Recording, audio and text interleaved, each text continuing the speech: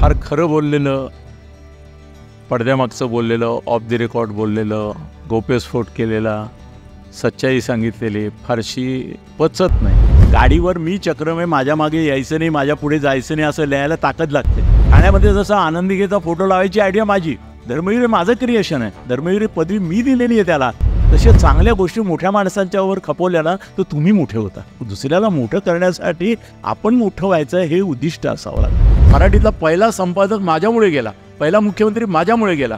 तुम्ही वैतागलो, मी म्हणलं चायला आपल्याला कसं नाही बोलवलो. मी गेलो त्यांच्याकडे तावाने, साला तू अनिल तर त्याला ओळखत नाही, ठाण्यात राहतोस कसा. ते घाबरले ना सगळे, त्यांना अशी सवय नाही ना. मी काय आपल्याला लागत नाही, नटसम्राट आहे हो मी मंत्र्यांच्या मैत्रिणी नावाची 50 आठवडे मालिका चालवली होती मार्मिकमध्ये, की आपल्याला फार सुंदर बायको मिळाली पाहिजे. मला हौस होती की प्रत्येक ठिकाणी मोनोपोली पाहिजे आपली. मी काहीही लिहू शकतो, म्हणजे सेक्स टू संन्यास, एनिथिंग. ते वर्तमानपत्र 1 लाख खपायचं आणि त्याची जाहिरात मी 10 लाखाची करायचं. महाराष्ट्रात बाळासाहेब आणि ठाण्यात अनिल थत्ते आणि आनंदिके ओळखलंच पाहिजे. ते आपण कितीही जरी गुणवान असलो तरी आपण धनवान नसू तर आपल्याला व्यक्तींची किंमत नाही.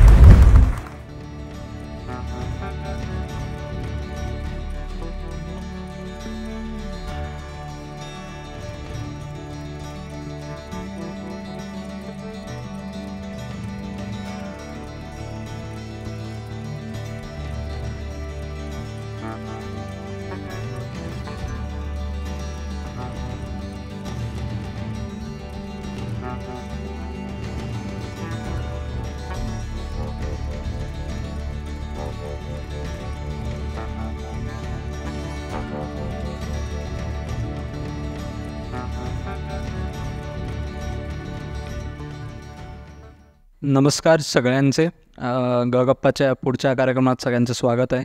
सर, तुमचंही स्वागत आहे तुम्ही आल्याबद्दल. मी डायरेक्ट प्रश्नाकडेच जातो कारण सरांचेच तुम्हाला सगळ्यांचं ऐकायचं आहे. त्यामुळे सर, अनिल थट्टे म्हटलं की या ना सगळ्यांमध्ये ना 2 भावना येतात, एक आदर आणि एक लोक घाबरतात. तर असं का होतं? आदर हा शब्द पहिल्यांदाच ऐकला मी, त्यामुळे बरं वाटलं की काही लोक आहेत की जे आदर पण बाळगतात, भय बाळगतात. हे खरं आहे. याचं कारण आपल्या इकडे समाजामध्ये लोकांना फार खरं बोललेलं, पडद्यामागचं बोललेलं, ऑफ द रेकॉर्ड बोललेलं, गौप्यस्फोट केलेला, सच्चाई सांगितलेली फारशी पचत नाही, रुचते, ऐकायला बरं वाटतं. पण नंतर लोक इकडे इकडे बघतात की मला बघितलं तर नाही कोणी हे ऐकताना, त्यामुळे भीतात. हे खरं आहे. आणि तशी आता मी 75 वर्षाचा आहे, त्यातली ॲक्च्युली 16व्या वर्षापासून मी पत्रकारितेत आहे आणि 20व्या वर्षापासून प्रोफेशनल पत्रकार आहे. म्हणजे 55 ते 60 वर्ष झाली मला पत्रकारच आहे मी. त्यामुळे नॅचरली एवढ्या काळामध्ये मी कितीतरी वेगवेगळ्या प्रकारचं लिहिलेलं आहे आणि त्याच्यामध्ये पॉझिटिव्हपेक्षा माझा कल काही अपवाद वगळता निगेटिव्हिटीकडे जास्त राहिला, त्यामुळे ती भीती आहे असावी. सर, तुमच्या आधीच्या आयुष्याबद्दल म्हणजे प्राध्यापक ते पत्रकार हे कसं काय शिफ्ट झालं, नाही तर ट्रान्झिशन कसं होतं? इथले कोणाला माहितीच नसेल बहुतेक, महाशब्द सोडले तर, की मी प्राध्यापक होतो कधीतरी, हे माहिती पण नसेल कोणाला. झालं असं की मी MA झाल्यानंतर माझ्या आयुष्याच्या संकल्पना स्पष्ट होत्या की आयुष्यात आपल्याला काय काय मिळवायचं आहे याचं अत्यंत निसंदिग्ध असं चित्र माझ्या मनापुढे होतं. त्याच्यामधलं एक महत्त्वाचं असं होतं की आपल्याला फार सुंदर बायको मिळाली पाहिजे. आणि त्याच्यामध्ये त्यावेळेला जे पत्रकार या वर्गाविषयी साधारणतः मुलीच्या आईबापांचं मत असायचं, त्याच्यावरून पत्रकार हा फाटका असतो, भिकारी असतो, त्याला काय फारसं पैसे मिळत नाहीत, असा झोडी घेऊन फिरत असतो जिकडे तिकडे, असं साधारण आहे. प्रतिष्ठा नसलेला वर्ग हा पत्रकारांचा त्यावेळी तरी होता. तर त्यामुळे मी म्हटलं आपण पत्रकार तर होऊ शकतो, कारण मी वयाच्या 16व्या वर्षापासून सगळीकडे लिहित होतो. पण म्हटलं आपल्याला चांगली बायको मिळवायची असेल तर एकच प्रोफेशन आहे, तो म्हणजे प्राध्यापक. आपण एखाद्या चांगल्या कॉलेजवर, मला मार्क खूप छान मिळाले होते MAला, त्यामुळे आपण कुठल्याही चांगल्या कॉलेजमध्ये जाऊ शकतो. तर मला 2 चॉईस होते, एक रुईया होता आणि एक श्रीपू भागवत, तुमच्यापैकी बऱ्याच जणांनी नाव ऐकलं असेल ते, आणि राम जोशी यांचं SIS कॉलेज होतं. तर प्रिफर मी केलं की राम जोशी आणि एक श्रीपू भागवतांसारखा मान्यवर जर मिळत असेल तर तिथे जाऊ. मला दोन्हीकडे अलाउड होतं. त्यांनी सांगितलं की या आमच्याकडे. आणि कॉलेजमध्ये जातानाच म्हणजे डोक्यामध्ये होतंच की आपण कॉलेजमध्ये काही शिकवण्यासाठी आलेलो नाही आहे, आपण मुलगी पटवण्यासाठीच आलेलो आहोत. आणि ते झालं रे झालं की कॉलेज सोडायचं आहे आणि पत्रकारितेत जायचं आहे, हे पण पक्कं होतं. योगायोग असं की पहिल्याच दिवशी मी क्लासरूममधून म्हणजे प्रोफेसर कॉमोडोरमधून बाहेर पडत होतो आणि समोरून एक मुलगी आली, ही तीच आहे ती. आणि तिला पाहिलं आणि मला इंट्युशन आहे जबरदस्त. म्हटलं अरे आपली बायको आहे. मी तिला काही विचारण्याच्या आत ती आली आणि म्हणाले अनिल थत्ते कुठे आहेत. म्हटलं का बरं. नाही म्हणे माझे वडील त्यांचे फॅन आहे. त्यावेळेला मी मराठीमध्ये 8 साप्ताहिकं निघत होती. सोबत, मनोहर, श्री, मार्मिक, लोकप्रभा, परी, प्रभंजन, मनोहर, साधना, सोबत म्हटलं असेल मी, तर त्या सगळ्यामध्ये माझे लेख यायचे. माझा हा विक्रम आहे, जागतिक विक्रम असेल की एका वेळेला 8 साप्ताहिकांमध्ये मी लिहित होतो. आणि सगळीकडे 2 पानं. म्हणजे आता तुमच्यातले सगळ्यांचे केस पाहिल्यानंतर लक्षात येत आहे की बहुतेक त्यांच्यापैकी अनेकांनी सोबतमधले याच्यातली सदरं पाहिलेली असणार माझी, की 4-4, 6-6 पानं मी. माझा दिवसाला लिहिण्याचा वेग 100 फुलस्केप पानं हा तेव्हा होता. आता 75 वर्षी 50 पानं खाली आला आहे. पण दिवसाला 100 पानं मी लिहायचो. आणि मला हौस होती की प्रत्येक ठिकाणी मोनोपोली पाहिजे आपली. तर साप्ताहिकांमध्ये मोनोपोली. तर तिचे वडील फार चाहते होते, त्यांनीच तिला सांगितलं होतं की जाऊन भेट त्यांना, ते खूप चांगले लेखक आहेत वगैरे वगैरे. तर मी तिला विचारलं म्हणलं काय नाव होतं तुझं. भारती बाद्दे, माझे वडील तुमचे फॅन आहेत. अच्छा म्हटलं ठीक आहे. कधी येतात घरी ते. तर ते म्हणाले संध्याकाळी ते सांडूमध्ये समोर मॅनेजर आहेत, तर 5:30-6ला येतात. हो का. म्हटलं त्यांना सांग की अनिल दत्ते तुम्हाला भेटायला येणार आहेत. तर ती म्हणाली काय सांगू. म्हटलं ते माझे फॅन आहेत ना, ते पण सांग की फॅन म्हणून भेटायला येणार आहेत आणि मी तुला मागणी घालायला येणार आहे. ते एकदम उडाली. ती म्हणाली अहो मी 15.5 वर्षाची आहे फक्त, मी लवकर आले शाळेत कॉलेजमध्ये. म्हणजे काय बिघडलं, तुझ्या आजी पणजी सगळ्यांची लग्न 15 वर्षी झालेली आहेत, त्यामुळे असं काही वाटायचं कारण नाही. आणि मोठी होणार का, तू लहानच राहणार आहे, मोठी होशील ना. आणि तुला काय पाहिजे आयुष्यामध्ये, तुलाही प्राध्यापक बनायचं असेल, हे बनायचं असेल, ते बनवण्याची जबाबदारी मी घेतो. संध्याकाळी 5:30ला वडिलांना भेटलो. म्हटलं मला तुमची मुलगी आवडली, मला लग्न करायचं आहे तिच्याशी. ते माझ्या इतके डाय हार्ड फॅन होते की ते म्हणाले मी तुम्हाला नाही म्हणू शकत नाही, पण समजा मी नाही म्हणालो तर मी पळवून घेऊन जाईन, त्याच्यामध्ये काही वाद नाही. अहो प्रोफेसर आहात, म्हटलं जाईन जेलमध्ये, बाहेर आल्यावर परत लग्न करीन. नाही म्हणे एवढी गरज नाही, आपण लगेच लग्न करूया. आणि त्याप्रमाणे लग्न केलं. त्यामुळे प्राध्यापकी लग्न झाल्यानंतर मी लगेच सोडून दिली आणि पत्रकारितेकडे आलो, कारण तेवढ्या पुरतंच मला प्राध्यापक व्हायचं होतं. सर तुम्हाला लिखाणाची आवड कशी काय झाली. लिखाण आमच्या थत्ते घराण्यामध्ये पिढ्यानपिढ्या आहे. म्हणजे Arctic home in the Vedas म्हणून जो लोकमान्य टिळकांचा ग्रंथ आहे, त्याच्यामध्ये सहलेखक म्हणून यशवंत परशुराम किंवा परशुराम हरी थत्ते असं एक नाव आहे. ते माझे खापर पणजोबा होते. त्यानंतर प्रत्येक पिढीत लेखकच होत आले. यदुनाथ थत्ते माझे काका होते, शांताराम थत्ते माझे वडील, तेही लेखक होते. माझे भाऊही सुधीर थत्ते, राजीव थत्ते, दोघंही लेखक आहेत. कडाद विज्ञान प्रतिष्ठान आणि तुमच्या ग्रंथालयाच्या सगळ्या याच्यामध्ये माझा भाऊ सुधीर थत्ते नेहमी असतो. तर त्यामुळे सगळे लेखकच आहेत, मुलं पण लेखक आहेत. तर त्यामुळे झालं असं की लेखन हे DNA मध्येच होतं. आणि मी साधारणतः 5वीमध्ये गेल्यानंतर आमच्या शाळेच्या शेजारी एक लायब्ररी होती, त्याच्यामध्ये मुलांची मासिकं यायची. मुलांचं मासिक, शालापत्रक, तुमच्यापैकी कदाचित काही लोकांना माहिती आहे, किशोर, मुलांची साधना वगैरे अशी एक 5 यायची. तर मी ती सगळी संध्याकाळच्या वेळेला शाळा सुटली की पाहायचो. आणि मला असं वाटायचं की हे मी लिहू शकतो, याच्यात काय अडचण आहे. मी बाबांना म्हटलं की बाबा ते मासिक वाचतो, मला या सगळ्या मासिकात लिहिता येईल. म्हणजे लिहि ना मग. ते मी लिहायला सुरुवात केली. साधारण मुलांनी मुलाबद्दल लिहिणं हे त्यावेळेला नव्हतं. राजा मंगळवेडेकर वगैरे मोठी माणसं जी असायची ती लहान मुलाच्या भूमिकेत शिरून लिहायची, पण लहान मुलगाच लहान मुलगा म्हणून लिहितोय हा दुर्मिळ प्रकार होता. तर त्यावेळेला मी पाठवायला सुरुवात केली. त्यावेळेला प्रत्येक संपादकाचं मला पत्र आलं की त्याच्याकडे तू वय लिहिलं आहे 11, ते खरं नाही वाटत, पण फार सुंदर लिहिलं आहेस, दरमहा आमच्याकडे लिहि. मी सांगतो तुम्हाला, जसं मोनोपोली सांगितली साप्ताहिकांची, की सगळी साप्ताहिकं, म्हणजे मी असं साप्ताहिक एखादं जर माझ्या नावाशिवाय असेल तर मला असं जळायला व्हायचं की अरे माझं नाव नाही या साप्ताहिकामध्ये, म्हणजे काय, मला आलंच पाहिजे ते. मग मी लगेच त्या साप्ताहिकाने मी पैसे मागायचोच नाही. मी त्यांना म्हणायचं पानं किती देणार. संपादकाला तेच हवं ना, बिन पैशाने लिहिणारा माणूस आहे. पण माझं कॅल्क्युलेशन वेगळं असायचं की मला जेवढी पानं मिळेल तेवढी माझी पॉवर वाढणार आहे मला माहिती असायचं. तर त्यामुळे मी मुलांच्या साप्ताहिकामध्ये 11व्या वर्षी लिहायला सुरुवात केली, मुलांच्या कथा. आणि 11, 12, 13, 14, 15, 16पर्यंत मी इतक्या कथा लिहिल्या. आणि असं सांगायचो मुलांना की कोणत्याही मुलांचं मासिक घ्या, त्यात मी आहे. आणि 15-16 वर्षाचं झाल्यानंतर मला असं वाटलं काय, माझे मित्रही म्हणायला लागले असं कधी रे पोरांच्या कथा लिहितो, तू मोठ्यांच्या कथा लिहि. शक्य आहे, त्याच्यामध्ये काही नाही. मी असा कॉम्प्युटराइज माणूस आहे. म्हणजे मी माझ्या बेजामध्ये एकदा फीड केलं की मला हे करायचं आहे. हे तुम्ही मला सांगितलं ही पाण्याची बाटली आहे, त्याच्यावर मला कविता करून दे, कथा करून दे, कादंबरी करून दे, 100 पानं लिहून दे, 50 पानं लिहून दे, 25 पानं लिहून दे, साधारण उद्यापर्यंत मी लिहून देऊ शकतो. याच्या बुचावर पण लिहू शकतो मी.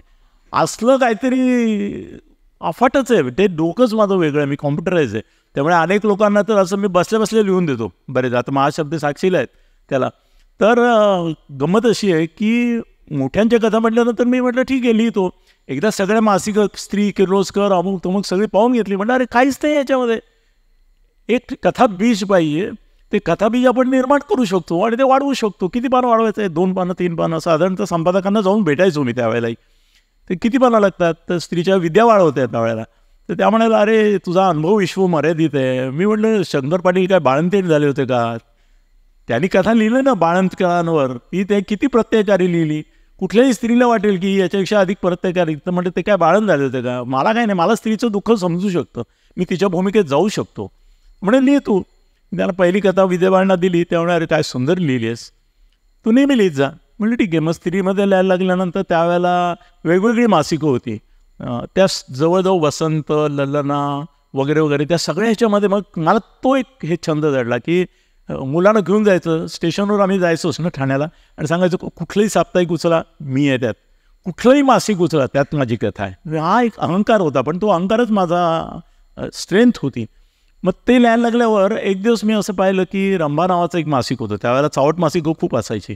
तर त्यामध्ये स्पर्धा होती, शृंगार कथा स्पर्धा. तर मी म्हटलं असं काय आपल्याला काही जमतं, हे पण आपण लिहू शकतो, लिहूया म्हटलं. एक शृंगार कथा लिहिली, पाठवली. तिला पहिलं बक्षीस मिळालं. राजा राजवाडे त्याचा परीक्षक होता. आणि स्पर्धेला आता जसा कार्यक्रम आहे तसं त्याने सांगितलं अनिल थत्ते पहिलं बक्षीस. मी जायला लागलो. ते म्हणे बाबा नाही का आले तुझे? म्हटलं बाबाचा काही संबंध नाही, मी लिहिली आहे. अरे म्हणे कसली काय लिहिलेस तू, तुला कल्पना आहे का? एवढी शृंगारिक कथा लिहिलीस तू? म्हणे कशी काय? म्हणजे मी त्याला अजून बाईला पोरीला हात पण नाही लावलेला, पण मी लिहू शकतो, माझी कल्पनाशक्ती जबरदस्त आहे. त्याप्रमाणे लिहिली. मग त्याने मला सांगितलं की दर महिन्याला लिही. मग माझ्या असं लक्षात आलं की लिहिणं हे काही नाहीच आहे त्याच्यामध्ये. म्हणजे आपण असं वाचतो ना की तुकारामांनी इतके लाख श्लोक लिहिले, इतके लाख अभंग लिहिले, इतक्या लाख ओव्या अमुक संतांनी लिहिल्या. तर प्रथम मला आश्चर्य वाटायचं एवढे लाखो कसं लिहिलं असेल. मग लक्षात आलं की अनिल थत्ते जर झालात तुम्ही तर असं लाखोंनी लिहायला काहीच हरकत नाही. यातला सगळ्यात मोठा किस्सा असा की मी MLA जवळ परीक्षेला बसलो. त्यावेळेला असं झालं की मी यांची संतांची प्रतिमासृष्टी असा माझा एक 100 मार्काचा पेपर होता. तर मी काय केली आयडिया की मी म्हटलं एवढं सगळ्या संतांची सगळी वाचनं कशी काय पाठ करणार ना आपण. तर मी काय केली, माझ्या डोक्यात आयडिया आणि मला फॉर्म्युला भयंकर एक्सेप्शनल ब्रेन आहे. मी तुकारामाचं एक प्रसिद्ध वचन घ्यायचं आणि बाकी तुकारामाच्या ओळी आपणच लिहायच्या. तुकारामाच्या नावाने तुकामध्ये टाकलं की तुका झालं. असं करून मी सगळ्या संतांची प्रतिमासृष्टी त्या MAच्या पेपरमध्ये इतकी सुंदर लिहिली की वैदिक कुलकर्णी म्हणून त्यावेळेला प्राध्यापक होते. त्यांनी पेपर झाल्यानंतर मला बोलवलं. ते म्हणाले काय स्मरणशक्ती तुझी? म्हटलं का हो? म्हणजे काय पेपर लिहिलायस तू? तुकारामाची प्रतिमासृष्टी काय काय प्रतिमा त्यांनी वापरल्या, ते अभंग ओवी. म्हटलं सर मार्क देऊन झाले का तुमचे? हो म्हणे झाले. रिझल्ट पण आता उद्या जाहीर होईल. म्हटलं मी सांगतो त्या सगळ्या तुकारामाच्या नाही माझ्याच आहेत. त्यामुळे काय सांगतो? हो म्हटलं सगळ्यांच्या प्रतिमासृष्टींचं एक फॉर्म्युला आहे. जसं एखादा गायक आहे तर मिमिक्री आर्टिस्ट काय करतो, तो त्याच्या आवाजात गातो. किंवा एखादा लेखक आहे त्याच्या लेखनशैलीने लिहितो. तर म्हटलं मला ती परमेश्वरी देणगी आहे की मी संतांच्या अशा ओव्या लिहू शकतो, मी काहीही लिहू शकतो. म्हटलं सेक्स टू संन्यास एनिथिंग, तुम्ही मला सांगा काय लिहायचं आहे फक्त, आणि ते मी लिहीन. तर त्या MAच्या पेपरनंतर असं झालं की मला तो नाद लागला. आणि ती जी प्रसिद्धी असते त्याची नशा ही कुठल्याही दारूपेक्षा मोठी असते की लोक तुम्हाला ओळखतायत, लोक तुम्हाला म्हणतायत, मोठमोठे लोक. मग त्याच्यामुळे असं झालं की ते लेखन सगळीकडे येत होतं. साधना आहे त्यावेळेला लोकप्रिय असं समाजवादी परिवाराचं एक साप्ताहिक होतं, त्याच्यामध्ये मी लिहितोय. म्हटल्यानंतर एक दिवस यदुनाथ थत्ते काका असल्यामुळे तिथे विनोबांचे कोणीतरी परिचित आले होते. तर ते म्हणाले की या मुलाला तुम्ही वाया घालवताय, कसल्या कथा लिहितो, पोरकट हे लिहितो, मी त्याला घेऊन जातो बरोबर. ते म्हणे कुठे घेऊन जाणार? ते म्हणे मी विनोबांकडे घेऊन जातो, हा त्यांचा लेखनिक बनेल चांगला. माझं अक्षर अप्रतिम मोत्यासारखं अक्षर होतं, म्हणजे एक्सेप्शनल अक्षर आहे की कंपोजिटर पण म्हणायचे की समोर ठेवलं तरी आम्हाला कंपोज करता येतं. तर ते मला विनोबांकडे घेऊन गेले आणि मला काय कॉलेजमध्ये सांगितलेलं होतं काकाने, वसंत बापटच होते तिथे, रुईयाला होतो मी. त्याने सांगितलं होतं हा काय कॉलेजला बिलेजला येणार नाही, परीक्षेला येईल डायरेक्ट. तर त्यामुळे मला कॉलेजमध्ये जाण्याची गरजच नव्हती, हजेरी लागतच होती. मी विनोबांकडे गेलो, त्यांचा लेखनिक म्हणून राहिलो. तर तिथे एक दिवस बाबा आमटे आले होते. तर ते त्यांनी बघितलं, बरेच दिवस होतो त्यांच्याकडे. म्हटलं काय वाया घालवतो म्हाताऱ्यांमध्ये आयुष्य, चल माझ्याबरोबर, मी आदिवासींमध्ये चाललो आहे, चला म्हटलं जाऊया. मग बाबा आमट्यांबरोबर या सगळ्यावर माझी पुस्तकं आहेत आणि सगळ्याला स्टेटची अवॉर्ड्स आहेत. आणि त्याच्यातही इतकं हुकमी आहे, नाही टाळ्या पिटू नका. त्याचं पुढे रहस्य सांगतो की मी काकाला असं सांगायचो की आता मी जे लिहिणार आहे ना, याला यंदाचं सरकारी पारितोषिक नक्की मिळेल, कारण त्याचाही एक फॉर्म्युला आहे. थोडी सामाजिकता, थोडी भावनिकता, थोडी हळहळ, थोडी संवेदनाशीलता, थोडी कर्तव्याभिमुखता, असं एक कॉकटेल आहे त्याचं. ते मला बरोबर कळलेलं आहे. तर मी काकाला असं सांगायचो याला बक्षीस मिळणार आणि मिळायचं. एक रात्री काका असं म्हणाला की एक लहान मुलांची कादंबरी आदिवासींमध्ये, मी आदिवासींमध्ये मग राहिलो बाबा आमट्यांबरोबर. ते सगळं भमरागड वगैरे, प्रकाश आमटेचं वगैरे, त्याचं इनिशियली जे गेले त्यात मी होतो. तर त्याच्यामध्ये काका म्हणाले त्या माडी या गोंड आदिवासींच्या संदर्भामध्ये कुठे काही लहान मुलांचं वाङ्मय नाही आहे, त्याला काय लिहून टाकू. मी रात्री 9ला लिहायला बसलो, पहाटे 3ला काकाला उठवलं. म्हटलं कादंबरी लिहिली मी. काय लिहिली म्हटलं, कटिया नावाची एक कादंबरी लिहिली. एक कटिया नावाचा मुलगा आहे आणि त्याचंच जीवन एक दिवसाचं आदिवासी कसं असतं ते पाहिलं होतं म्हटलं मी. त्याने वाचली. तो म्हणाला अरे ही पारितोषिकाची पुस्तिका आहे. म्हटलं म्हणूनच तर लिहिली आहे, याला मिळालंच पाहिजे. आणि खरोखरच मिळालं. महाराष्ट्र सरकारचं सर्वोत्कृष्ट बालवाङ्मयाचा पुरस्कार कटियाला मिळालाच आणि मला माहिती होतं की मिळणार. त्यानंतर भमरागडची भ्रमणगाथा म्हणून दिलं. त्यानंतर मी एस एन जोशींचा PA झालो. बाबा आमट्यानंतर एस एन जोशींचा PA झालो. त्यांच्याबरोबर पूर्णियाला गेलो. त्या अनिल अवसट पण गेला होता. त्याचं एक पूर्णिया म्हणून पुस्तक आहे. माझं पुर्णारण्यातील वडवानल आहे. आम्हाला दोघांनाही पारितोषिकं मिळाली त्या याच्यासाठी. म्हणजे मला कळलेलं आहे. मी कधीतरी हिला म्हणतो की आपण पिक्चर काढला ना तर किमान 10 ते 15 अवॉर्ड घेईन मी. चालेल तरी तर मी पैसे घालून चालवीन. ती पण माझ्याकडे जिद्द आहे. म्हणजे असं माझ्या डोक्यामध्ये काही नाही. आपल्याला चालवायचं ना तर दणकट चालवायचं. तर आता त्याचा एक नमुना म्हणजे मी गगनभेदी नावाचं पाक्षिक काढलं. एक गगनभेदी पाक्षिक जे होतं ते 3 रुपयाचं होतं. त्यावेळेस सगळ्यांचे 2 रुपये होते. मी 3 रुपयाचं द्यायचो. लोक घ्यायचे कारण खूप छान असायचं. सगळी 16 पण मी एकटाच लिहायचो. मोठमोठे लेखक मला म्हणायचे आम्ही लिहितो कारण खप एवढा होता. मी म्हटलं का म्हणून, मी सगळी 16 पानं लिहू शकतो, तर तुम्ही त्याच्याला लिहायला येत आहे, मलाच लिहायचं आहे. मी सगळी 16 पानं, विचारा तुम्ही त्या काळात, सगळी 16 पानं एकटा लिहायचो. ते वर्तमानपत्र 1 लाख खपायचं आणि त्याची जाहिरात मी 10 लाखाची करायचो.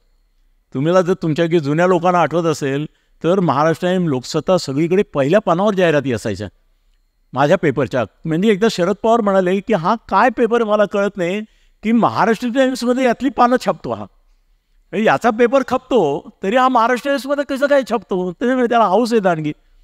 म्हणजे तो याचा अर्थ याच्यावर कमवत असणार तो पैसे, तो म्हणजे उघडच आहे, त्याशिवाय तो कसं कमवेल. मग मला हळूहळू डोक्यामध्ये हे पण आलं की आपण जे काय करतो त्याचं मोनोटायझेशन व्हायला पाहिजे.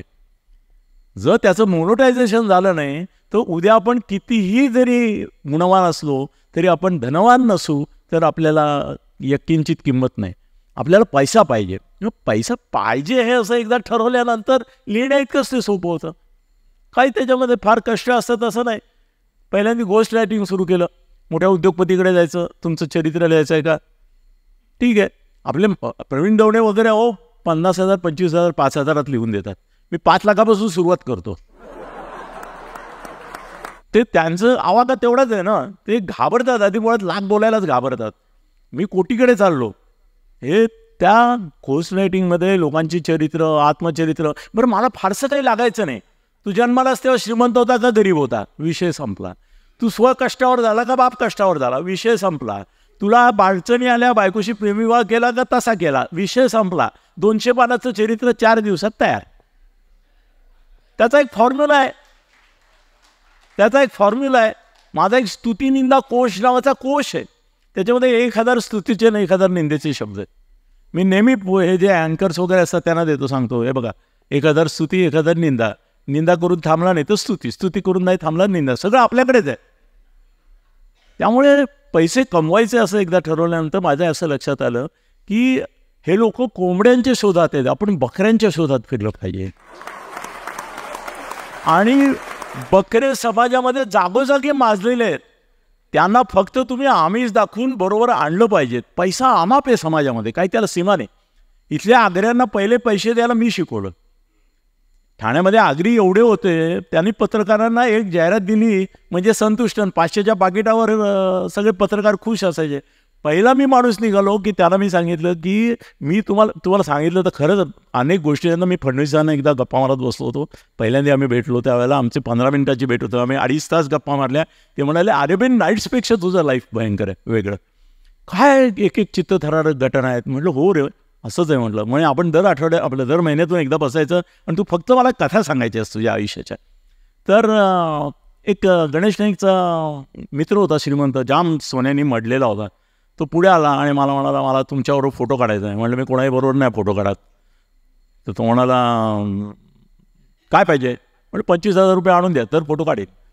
गणेश नाईक पण माझ्याकडे बघत राहिला. तो मला म्हणाला की काय साहेब, काय गंमत करताय? म्हटलं गंमत नाही, या फालतूला मी कशाला हात मिळवू, पैसे नाही मिळाले तर. तो खरंच 25,000 घेऊन आला आणि माझ्या बाजूला वरून फोटो काढला. तेव्हा मला कळलं की या सगळ्यांकडे पैसे आहेत, काढायची आयडिया पाहिजे. मी स्वतःला बँक ऑफ आयडियाच बनतो. पैसे काढायचे असो काय, तुम्ही एक टार्गेट ठरवा, त्या टार्गेटला तुम्ही पोचलाच पाहिजे, पोचणारच. सॉरी, मी खूपच वेळ एकेका विषयात घेतला, अजून बऱ्याच भानगडी बाकी आहेत. नाही तर आर्थिक ठाण आहे. सर, मराठी पत्रकार म्हटलं की गरिबीच दिसते, पण तुमच्याकडे बघून खरं वाटतं की खरंच तुम्ही सुपरस्टार आहात पत्रकार. मी आत्तापर्यंत माझ्याकडे रेकॉर्ड आहे, ऑन द रेकॉर्ड आहे. 1980 साली मी जाहिरात सुरू केली. आजपर्यंत या क्षणापर्यंत 3 कोटी रुपयाची फक्त अनिल थत्ते या नावाची जाहिरात केली मी. तुम्ही कधीही बघा, अनिल थत्ते, गगनभेदीन मोबाईल नंबर, याच्या पलीकडे मला इंटरेस्टच नाही. फक्त एवढीच जाहिरात. आत्ता टी व्हीवर मला वाटतं 2 महिन्यापूर्वी 100 वेळा दिवसातून प्रत्येक चॅनलला, अशी 8 चॅनलला मी 8 दिवस जाहिरात करत होतो, दिवसातून 100 वेळा.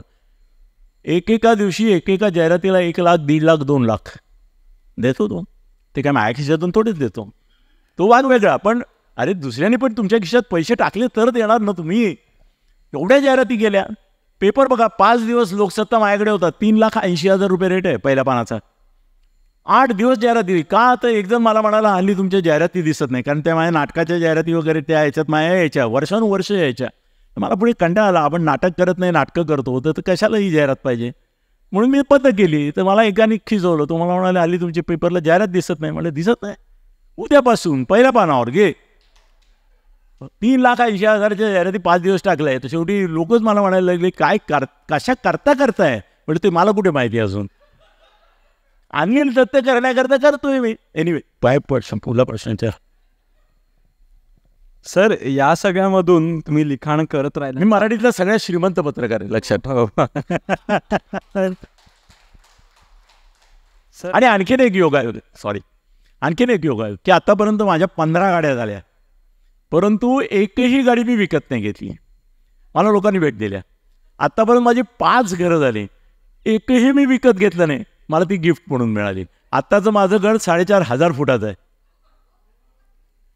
कुणी, अरे आपण लोकांवर जो उपकार केले ना, लोकांना तुम्ही ब्लॅकमेल करून नाही मिळवू शकत.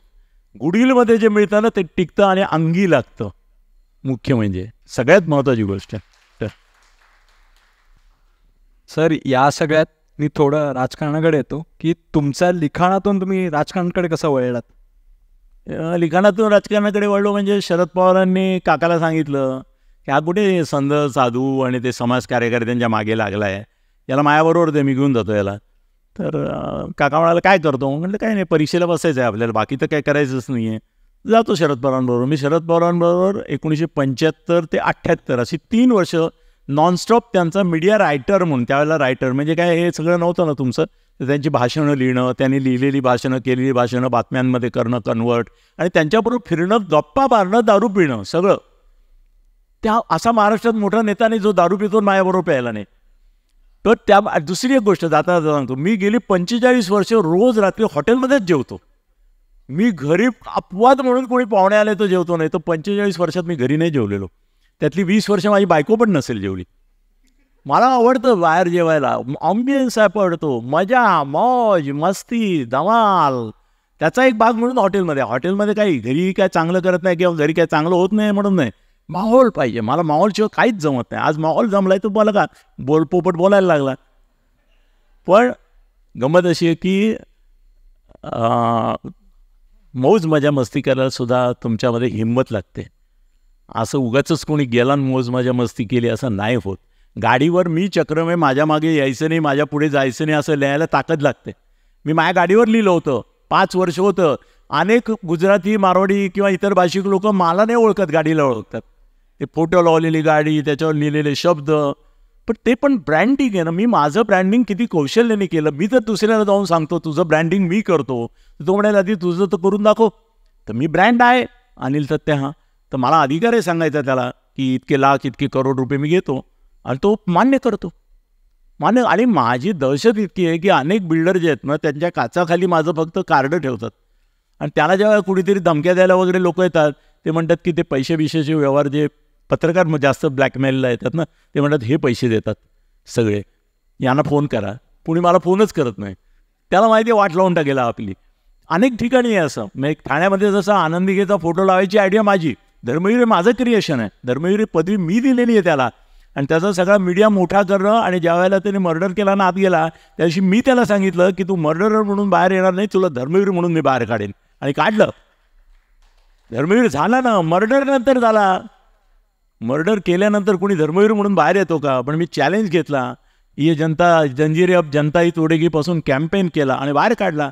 ठाण्यामधला गणेश नाईक असो, वसंतराव करडे, सगळी माझी क्रिएशन्स आहेत. I have created them.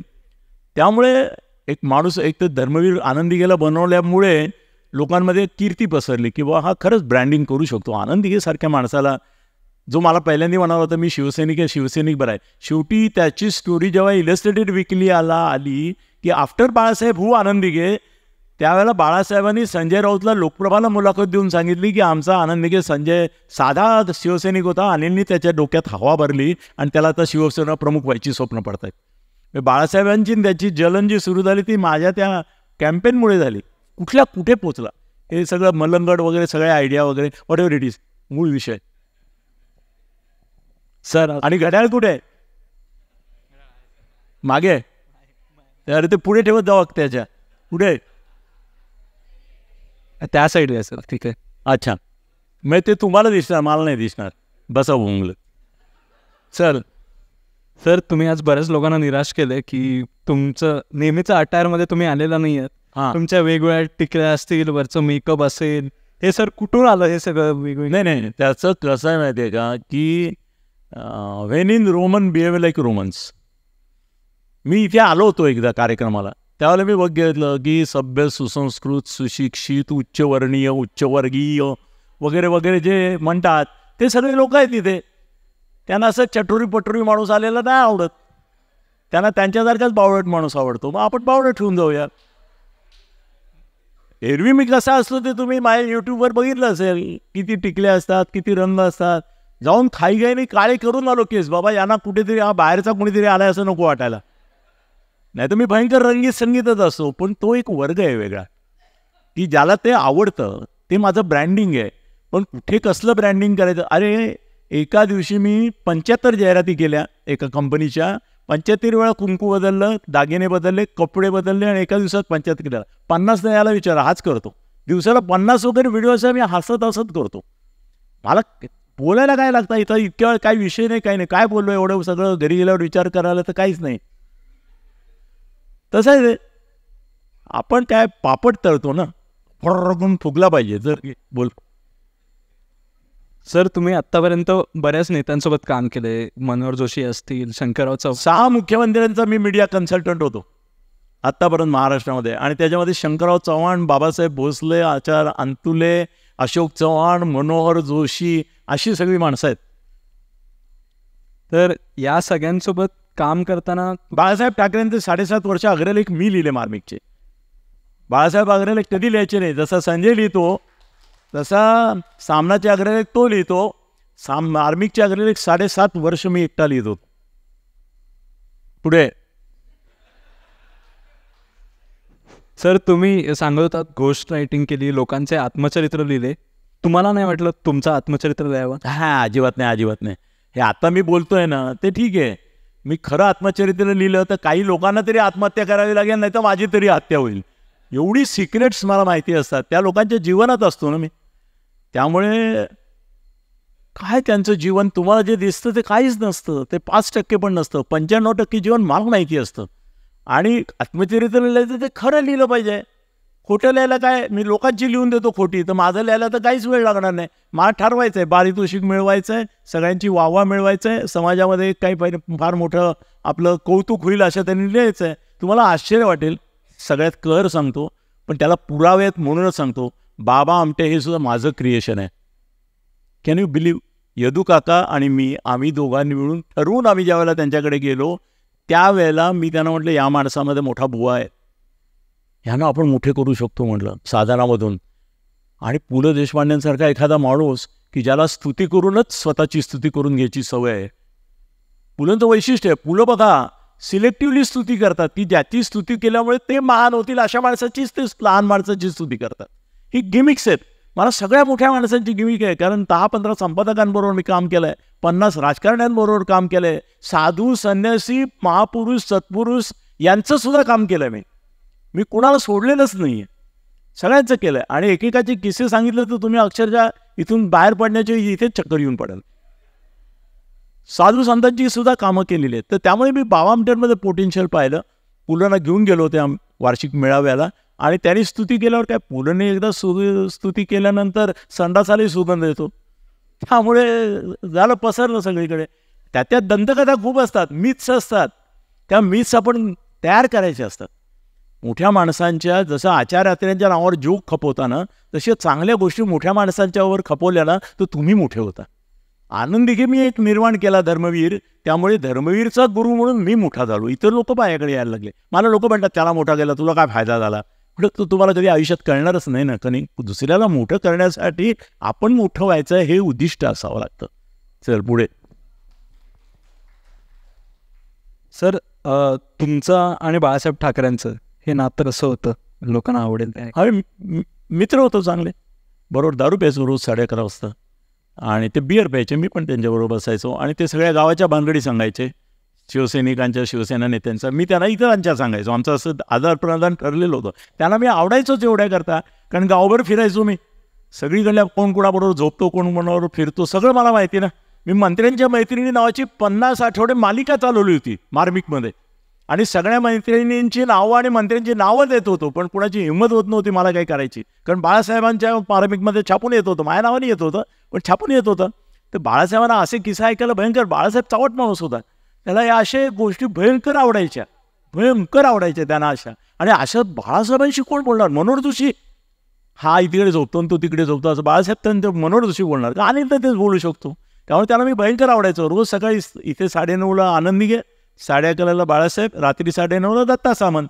त्याचाही चीफ होतो मी मीडियाचा, ऐन याच्यामध्ये. आणि या प्रत्येकाच्या जीवनामध्ये ना एक टप्पा असा आला की ज्या क्षणी जर अनिल थत्ते त्याच्याबरोबर नसता तर कदाचित त्याच्या जीवनाला विपरीत वळण लागलं असतं. प्रत्येकाच्या जीवनात एक नाट्यपूर्ण घटना आहे. ती घटना मी ज्या दिवशी सांगेल त्या दिवशी माझा मर्डर होईल. इतकी ती भयानक आहे प्रत्येकाच्या जीवनात, सगळ्या मोठ्या माणसांच्या जीवनात. पण मीही पथ्य पाळले की मी अजूनपर्यंत त्याची वाच्यता कधी केली नाही. बाळासाहेबांचं नातं मित्राचं नातं होतं. मित्र होतो मी त्यांचा, खूप छान मित्र होतो, आणि आम्ही शेअर करायचो. आणि माझं गगनभेदी हा पेपर बाळासाहेबांचा होता, आणि मार्मिक हा शिवसेनेचा होता. त्यांना ज्याची वाजवायची असेल ते मला सांगायचे, याची वाजव. मग त्यांच्याच नेत्यांची मी वाजवायचो, पण त्या नेत्यांना माहिती असायचं की बाळासाहेबांनी सांगितल्याशिवाय लिहिणार नाही. त्यामुळे ते मला काय करू गाड्याबिड्या फोडल्या, माझ्या हल्ले केले वगैरे, ते बरंच झालं. पण मजा केली. मी कधी सॉरी नाही म्हणालो मला हल्ला करणाऱ्याला, कधीच नाही म्हणालो. माझ्या मनातच यायचं नाही. माझ्या मनात वेगळा विचार चालू असं आहे की आता फोटोग्राफर कुठे मिळेल, हे सगळं आपलं डोकं फुटलं आहे, रक्त येत आहे, हे गाडी फुटली आहे, ते याचं कसं काय उद्या वर्तमानपत्रात, उद्या गडकरींना सकाळी पहिले जाऊन भेटलं पाहिजे, लोकसत्तेला पहिल्या पानावर फोटो आला पाहिजे आपला या गाडीसकट रक्तमंबाळ अवस्थेत वगैरे. मी हॉस्पिटलच्या आधी फोटोग्राफरच्या घरी जाणार, मी एकमेव व्यक्तीम असेल. पण मला ते आवडायचं मनापासून. असा हल्ला बरेच दिवस झाला नाही, आणि गाडी बिडी फुटली तर मला गडकरी विचारायचं आहे काय कोणी फोडली नाही म्हणून, तुझं नाही ना फोडली, तर तेही तो करू शकतोस, मी तेवढंही करू शकतो. अरे बरेच दिवस झाले डोकं नाही फुटलं, गाडी फुटली, घ्या फोडून, असंही होऊ शकतं. पण एकच किस्सा आता माझी बायको समोर आहे म्हणून मी सांगतो तुम्हाला की कसं तुम्हाला फेस फॅमिली सकट करावं लागतं. त्याची सांगू ना की हा वसंत डावखरे जो आहे त्याच्याबद्दल मी एक अंक काढला, आणि त्या सगळ्या भानगडी त्याच्यामध्ये दिल्या. मित्र होता तो माझा, पण काहीतरी कारणावरून आमच्यामध्ये फिसकटलं आणि त्याने मला शिवी दिली. तर मी म्हटलं शिवी दिली ना तर मी तुझी आता काढणार. तर एक 16 पानाचा अंक 25,000 छापला. त्या काळात अनेक लोकांना आठवत असेल. आणि अख्ख्या गावभर स्टेशन समोर उभा राहून मीच वाटला. तर विकत कोण घेणार ते मला माहीत नाही ना, मी सगळ्या गावभर पसरला. तर तो भडकला भयंकर. आणि त्याने काय केलं, 3 गुंड होते सुपारीबाज, म्हणजे दाखलेबाज गुंडच होते, त्यांना सुपारी दिली की तुम्ही जाऊन आली तर तिला मारा. आता ते कसं आहे, ते आनंदीबाईसारखं होतं. मारा म्हणजे नुसतं मारा का ठार मारा. तर त्यांना असं होतं की त्याला इतकं मारा की तो परत हिंमत करता कामा नये आपल्या विरुद्ध लिहिण्याची. तर ते आले. आता काय माहिती आहे, ह्या आता मारेकऱ्यांचे इतके मार खाल्लेत मी की त्यामुळे मला माहिती आहे त्यांची मूडस ऑपरेंडी काय असते. त्याप्रमाणे त्यांनी आधी फोन केला. या लोकांना भूषण असतं, आधी कळवतात तुम्हाला, तुला शिव्या देतात, म्हणतात बघ तुझ्या घरी येतून तुला मारतो का नाही वगैरे वगैरे. मग आपण समजायचं की बहुतेक येणार असं दिसत आहे. वाटेत गाठतो म्हणाला तर जरा प्रॉब्लेम होतो, कारण कोण यातला कोण आहे ते कळत नाही ना पटकन. तर त्यांनी कळवलं मला की मी येतोय. म्हटलं ये, वाट बघतो. तर आला. दाराची बेल, तुम्ही लक्षात ठेवा, दाराची बेल कशी वाजते त्याच्यावरून त्या समोरच्याचं व्यक्तिमत्व तुमच्या लक्षात येतं. आणि त्याचा माझा अभ्यास आहे की कोण कशी बेल वाजवतो याच्यावरून मला कळतं की त्याच्या मनामध्ये काय आहे. तर ज्या पद्धतीने बेल वाजली, मी ना म्हटलं तो मगाचा बेवडा आला बहुतेक का म्हटलं. ते म्हटलं आपण पोरांना आत टाकूया, कडी कुलूप लावून टाकूया, तू काय करणार आहेस. ती म्हणे मी तुमच्याबरोबर येते. म्हटलं ठीक आहे. आता काय ना, आपल्यासारखे असं सांगणं बरं नाही, पण आपण लाईफ डेंजरमध्ये असतो ना, तर आपल्या पलंगाच्या इथे इकडे तिकडे वगैरे तलवारी ठेवाव्या लागतात आपल्याला. त्याला काही इलाज सगळ्यांच्याच कडे असतात, म्हणजे ज्यांच्या जीवाला धोका असतो. आमच्या घरातही होत्या सगळीकडे. तर हिरीला म्हणलं तू काय करते. ते म्हणजे मी एक तलवार घेते. म्हणजे माझ्याकडे रिव्हॉल्वर आहे, त्यामुळे मला काय प्रॉब्लेम नाही, मी ठोकून देईन म्हणलं त्याला. आणि दार उघडला. तर दार उघडलं तर आमच्या दाराच्या रचनेमध्ये असं झालं की मी बाहेर लोटल्याशिवाय तो आत येऊ शकत नव्हता, जरी आतलं दार उघडलं. तर तो जसं मी उघडलं तसं पुढे झाला. पुढे झाल्याबरोबर मी रिव्हॉल्वर त्याला टेकवलं आणि त्याला सांगितलं की मी पत्रकार आहे, तुला गोळी घालीन, मला कोण काय करणार नाही, चाल मागे, असं म्हणून त्याला ढकलत नेलं. पण माझ्या लक्षात नाही आलं की जिन्यामध्ये आणखीन 2 माणसं उभी आहेत.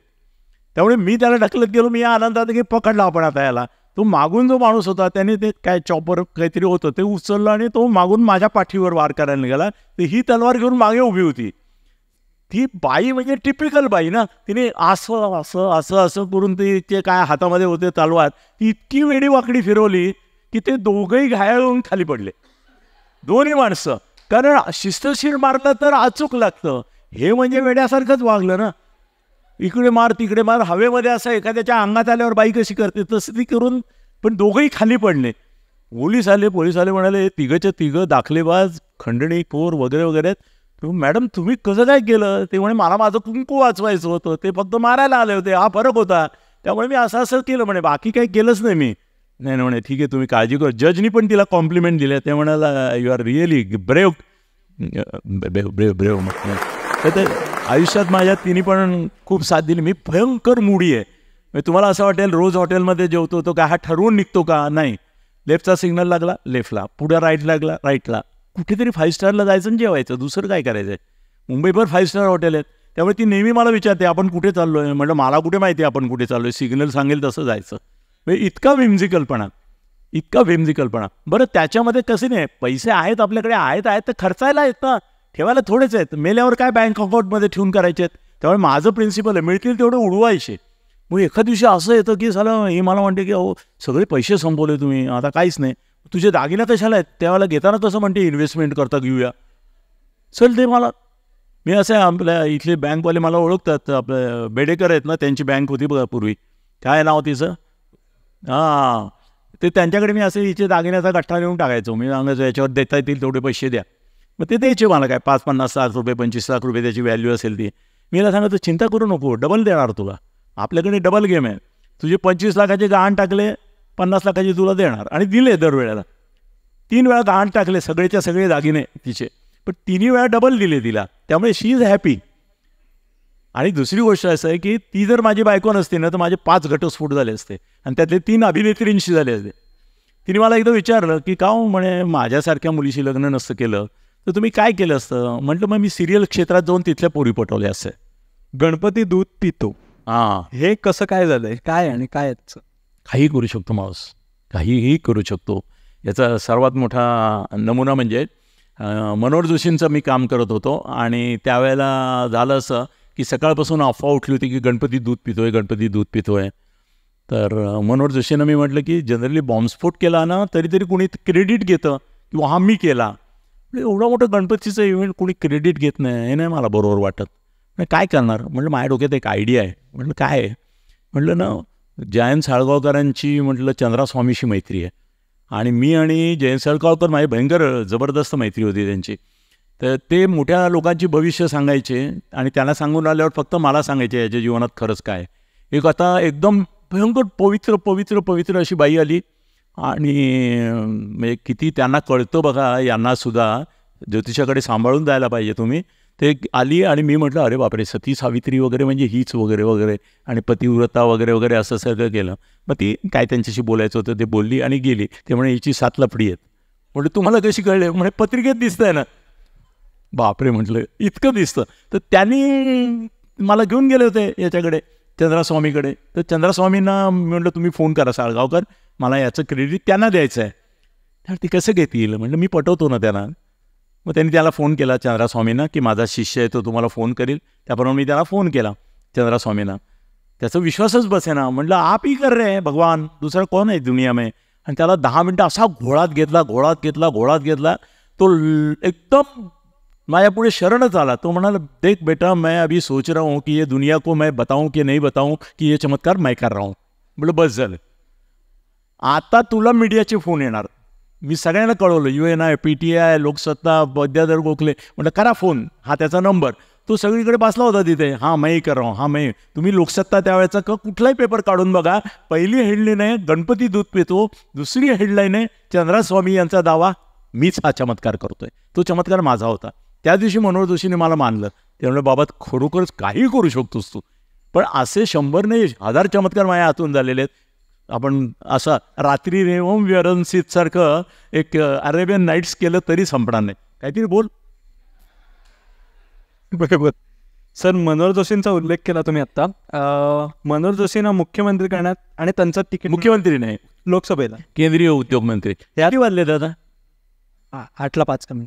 8ला 5 मिनटं. कार्यक्रम किती ते किती? 8:30 पर्यंत. हां नाही तर काय लोक उठले की मला अपमान वाटतो, मग मी पण उठून जाईल. आता ही धमकी झाली तुम्हाला की आता उठायचं नाही. मी बरोबर 8:30ला संपवतो. 8:30 वाजले की तुम्हाला खून कर ग, संपला तुमचा टाईम, चला आता. हां तर झालं असं की काय ना, हे सगळे मोठे लोक असतात ना, त्यांना वाईट सवयी असतात ब्लॅकमेल करायचं आपल्याच लोकांना. तर मनोहर जोशी मुख्यमंत्रीपदावरून गेले. ते पण गंमतच असते बरं का, तुमच्यापर्यंत पोचत नाहीत गोष्टी. मनोहर जोशींना मुख्यमंत्रीपदावरून काढलं, ते राजीनामा देऊन आले आणि आता त्यांनी गळ्यात पडून रडण्यासारखा माणूस मीच होतो, कारण मी त्यांच्या खूप जवळ होतो, त्यांचं सगळं व्यवहार बघत होतो मी मीडियाचा. आले कोहिनूरला, मी आणि उन्मेष होतो, तर माझ्या खांद्यावर डोकं ठेवून रडायला लागले. असं झालं. एक 4 ओळीची चिठ्ठी बाळासाहेबांनी मला पाठवली आणि सांगितलं की कोणत्याही परिस्थितीमध्ये मला कॉन्टॅक्ट करू नका, राजीनामा द्या आणि मगच फोन करा. कारण त्यांना भीती वाटली महाजन वगैरे कोणीतरी मध्ये टाकतील म्हणून. तर बाळासाहेबांनी काय केलं की मनोहर जोशींना सांगितलं की मी तुम्हाला लोकसभेचं तिकीटच देत नाही. मनोहर जोशी रडणार कोणाकडे? माझ्याकडे. त्यांना माहिती आहे मी बिहाइंड द कर्टन मॅनेजमेंट खूप करू शकतो. मला म्हणाले बाळासाहेब मला तिकीटच देत नाही. म्हटलं का देत नाही? म्हणे तो आयुक्त आहे निवडणूक, त्यांनी त्यांना सांगितलं की हे डिस्क्वालिफाय होतील. म्हटलं कोण तो? त्याला सांगू का म्हटलं आपण, तो उद्या बाळासाहेबांना फोन करील म्हटलं. म्हणजे काय कसं? म्हटलं संध्याकाळी एक 25 लाख रुपये पाठवून द्या, उद्या तुम्हाला फोन येतो का नाही बघा त्याचा. म्हटलं खरंच आला त्यांचा फोन, निवडणूक आयुक्ताचा, त्यांना की काल तुम्ही आलात पण बरोबर वकील का घेऊन आलात? वकिलांसमोर मी कसं तुमच्या बाजूने बोलणार? पण काही हरकत नाही, तुम्ही उभे राहा, तुमचा अर्ज आम्ही मंजूर करतो. ओके. मग ते आले निवडून. बरं, निवडून येण्यात पण गंमत अशी झाली की ते म्हणाले अनिल मी आहे ब्राह्मण, इथे 2 दलित जर उभे राहिले तर मी मधल्यामध्ये निघेन, तर मला 2 दलित पाहिजेत. त्यातला एक मी शरद पवारांना सांगून मॅनेज केलेला आहे BC कांबळे. तू कोण मॅनेज करतो? काँग्रेसचा मॅनेज कर. म्हटलं अरे बापरे सर, म्हटलं ही जागा त्यांची आहे काँग्रेसची, येणार तिथे? नाही म्हणे मला दलित पाहिजे तिथे, आणि तोही दलित काँग्रेसचा नको, कारण काँग्रेसचा मतं खाऊन जाईल. तर मी म्हटलं बघतो. राजा डाले म्हटलं माझ्या वर्गात होता MAला, तर तो दलित आहे आणि त्याची पार्टी आहे, त्यामुळे बघ त्याचं काय. मी राजा डालेला भेटलो, त्याला म्हटलं अरे तुला उभं राहायचं असेल ना? हो म्हणे. मी म्हटलं मी तुला 5 कोटी रुपये देतो, तू प्रचारच करू नकोस, तुझा प्रचार आम्हीच करतो, पण तू मतं खाल्ली पाहिजेस प्रामाणिकपणे. त्याला काय बसल्या जागी सगळी खिशातच जाणार आहे, ते थोडे प्रचार करतात, आम्हीच करणार. दोघेही उभे राहिले. मनोहर जोशी मधल्यामध्ये 1,65,000 मतांनी निवडून आले. असाच प्रकार मी अशोक चव्हाण जेव्हा हरणार होता तेव्हाही केला. शंकरराव चव्हाणांनी मला सांगितलं की 25,000 तो हरणार आहे. मी म्हटलं एवढी अमाऊंट मला द्या, तो 25,000 जिंकून येईल. 1,25,000 मतांनी निवडून आला. तेव्हापासून माझी कीर्ती झाली. लोक का माझ्याकडे येतात, असे काय येतात, असेच कुणी येत नाही हो. जो पावतो त्यालाच नतमस्तक होतात ना लोक. कुठल्याही देवापुढे उभे राहत नाही, नाही तर देवळं तर 2-2 मिनिटाला देव असतो. जो पावतो त्यालाच मिळतो. त्यामुळे पावणारा गणपती असतो, तसा पावणारा अनिल थत्ते आहे, तो व्हॉट एव्हर इट इज. तर मनोहर जोशींना निवडून आले तर ते म्हणाले मी तुम्हाला मंत्रीच करणार नाही. परत मनोहर जोशी घायाळ. म्हटलं काय करायचं आता? हा एवढे मला मंत्रीच करत नाही म्हणतात. म्हटलं करू काय? नाही म्हणे आडवाणी किंवा वाजपेयींनी सांगितलं पाहिजे. म्हटलं तुमचे चांगले संबंध आहेत. हो ना म्हणे, पण ते बाळासाहेब मध्ये येतात ना, मी नाही बोलू शकत. म्हटलं कोण बोललं पाहिजे? तर ते म्हणाले ते रज्जू भैया आहेत ना संघप्रमुख, तर त्यांनी सांगितलं अडवाणींना, तर ते बाळासाहेबांना सांगून मला मंत्रिमंडळात घेऊ शकतात. म्हटलं हे कसं होणार? म्हणजे ते तू करणार. हा बरं. म्हटलं तुम्ही सगळेजण ओळखतात त्यांना. चंद्रशेखर वाघ म्हणून सांज लोकसत्ताचे संपादक होते आणि संघ परिवारातले अत्यंत महत्त्वाचे होते. आणि त्यांचे भाऊ भाऊसाहेब म्हणून जे होते साताऱ्याला तुमच्या नगरला, तर त्यांना मी भेटलो चंद्रशेखर वाघांना. मी म्हटलं असं असं मनोहर जोशींना आपल्याला मंत्री करायचं आहे. तर ते म्हटले ठीक आहे, भाऊसाहेबांना मी फोन करतो, ते त्या रज्जूभैयांना फोन करतील आणि मग जा तुम्ही आणि नंदकुमार वाघही तुमच्यापैकी बहुतेकांना माहिती आहे, विचारा त्याला. तर त्यांनी रज्जूभैयांना फोन केला की असं असं माझा पुतण्या आणि अनिल थत्ते म्हणून आहे की ती येणार आहेत तुमच्याकडे. बाकी म्हटलं आमच्यावर सोडा. एकदा चंद्रास्वामीला ज्यांनी पटवलं त्याला रज्जूभैया काय आहेत. मी म्हटलं पटवतो त्यांना. मी आणि नंदकुमार वाघ, मी नावं सांगतो, एक लक्षात ठेवा. बाकी पत्रकार आहेत ना, ते भाषणं फाटते त्यांची. नंतर काय खटला माझ्यावर आता 100 कोटी वगैरे असे मस्त खटले चालू आहेत. त्याचं काय होणार नाही. पहिला माझा आत्ता 88 सालचा खटला चालू आहे. म्हणजे बघा की तोपर्यंत साले मेलेले असतात ते किंवा आपण, त्यामुळे चिंता करायची नाही खटल्या बिटल्याची. त्याच्यामध्ये रज्जूभैयांकडे गेलो आम्ही आणि रज्जूभैयांकडे मी सांगितलं की मनोहर जोशी होते म्हणून हे राज्य सुसंस्कृत राहिलं, अमुक तमुक, नारायण राणेने पैशाचं आमिष दाखवलं, बाळासाहेब ब्लॅकमेल करतायत वगैरे. रज्जूभाई वॉज सो कन्व्हिन्स. त्यांनी अडवाणींना फोन केला, अडवाणींनी बाळासाहेबांना फोन केला की आम्हाला हे हवेत आणि मंत्री झाले. किती एका माणसाकरता केलं असं. किती आता किती वाजले? हां अजून 5 मिनिटं 10 मिनिटं. हां ऐक ना, की बाबासाहेब भोसले मुख्यमंत्री होते. कसं तुम्ही मोठ्या माणसांना उपयोगी पडता तेव्हा तुमचं जीवन कसं बदलतं. बाबासाहेब भोसले हे मुख्यमंत्री होते आणि त्यांच्या मुलाचं अशोकचं आणि त्यांच्या सुनेचं पटत नव्हतं. तर एक दिवस असं झालं की ती घरातून निघून गेली आणि तिला ॲक्सिडेंट झाला आणि तिचा पाय इथे कापला गेला. सगळीकडे बातमी आली. त्यात तिने एक खोडसाळपणा असा केला की तिने असं सांगितलं की बाबासाहेब भोसल्यांनी माझ्याशी अतिप्रसंग करायचा प्रयत्न केला म्हणून मी घराबाहेर पडले, म्हणून मी रेल्वे खाली गेले आणि म्हणून माझा अपघात झाला. अरे बापरे. इंदिरा गांधींनी त्याला कळवलं की ही जर फॅक्ट असेल तर यू हॅव टू रिझाईन. तर बाबासाहेब भोसलेंचा राजन भोसले, तो सेक्सॉलॉजिस्ट लिहितो ना सगळीकडे, तो माझा मित्र होता.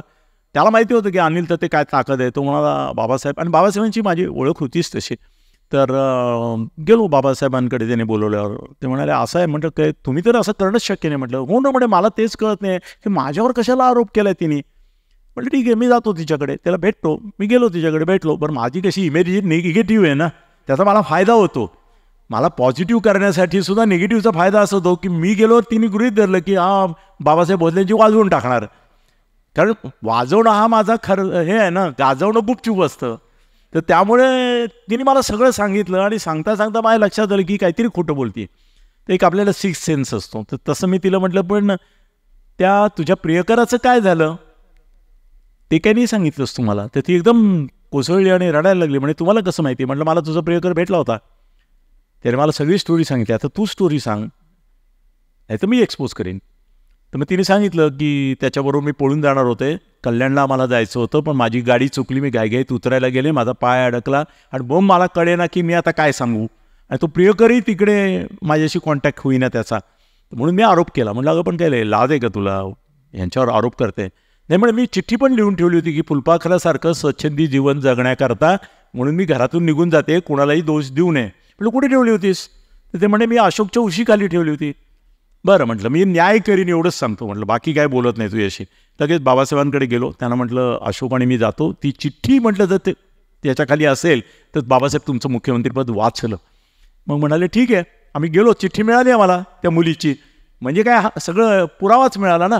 मी लगेच बाबासाहेबांना म्हटलं की बाबासाहेब चिठ्ठी मिळाली, आपण सुटलो. नाही म्हणे एवढ्यानं सुटणार नाही, ही बातमी दिल्लीला इंडियन एक्सप्रेसमध्ये आणि मुंबईला लोकसत्तेमध्ये हेडलाईनला आली पाहिजे, तरच त्याचा परिणाम होईल. तुझ्या इकडे छापून काही उपयोग नाही. अरे ठीक आहे ना. अण्णा म्हणजे विद्याधर गोखले माझे सगळे संपादक दोस्त, दारू पार्ट्यातले सगळे एकदम, म्हणजे हे पिऊन पडले की त्यांना गाडीत घालून घरी घेऊन जाण्यापासून सगळं आपण केलेलं आहे. साहित्यिकांच्या मारामारी मी जेवढ्या पाहिल्या, मोठमोठ्या संगीतकार साहित्यकार, तेवढ्या तर कुणीच नाही पाहिल्या, कारण सगळ्या पार्ट्यांमध्ये माझी सेवा करण्याची वृत्ती होती. सेवादालाच होतो ना, त्यामुळे कोणी प्यायला की त्याला उचल, कोणी भांडायला लागले की मध्ये पड, हे सगळं साहित्यिकांच्या मारामाऱ्या या विषयावर पुढल्या वेळेला वेगळं ठेवा. सगळे साहित्यिक बदनाम करून टाकू आपण. ते नाही असं नाही, काही चांगले पण असतात साहित्य.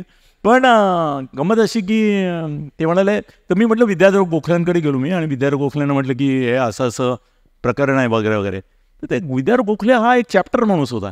ते मला म्हणाले तुझ्या मुख्यमंत्र्याचं मुख्यमंत्रीपद वाचेल, पण माझा काय फायदा? म्हटलं सांगा मला तुम्हाला काय फायदा पाहिजे. ते म्हणे BKCला तिकडे एक प्लॉट आहे मोठा, तो एंटरटेनमेंट करता ठेवला आहे, त्याच्यावर सगळ्या मोठ्या लोकांचे डोळे आहेत. तो जर आत्ता बाबासाहेब मला लिहून देत असतील की दिला, मी आत्ता अर्ज तयार करतो, माझ्याकडे 7/12 आहे. म्हटलं वा द्या. त्याने अर्ज लिहून दिला मला. मी बाबासाहेबांकडे गेलो, त्यांना म्हटलं हा अर्ज मंजूर करा, हा प्लॉट आहे आणि हा त्यांच्या रंगशारदाला द्यायचा आहे आपल्याला. अरे म्हणे त्याच्याकरता माझ्याकडे वरतून प्रेशर आहे तेवढं, आपल्याला काय करायचं आहे, आपलं मुख्यमंत्रीपद वाचल्याशी कारण मरे ना का, जाऊ दे तिकडे. मग ते म्हणाले ठीक आहे मी करतो. त्यांनी सही केली, त्याचा आउटडोअर इंटिंग सगळं ते करून इन्वर्ट वगैरे करून घेऊन गेलो त्यांच्याकडे. म्हणजे हे घ्या.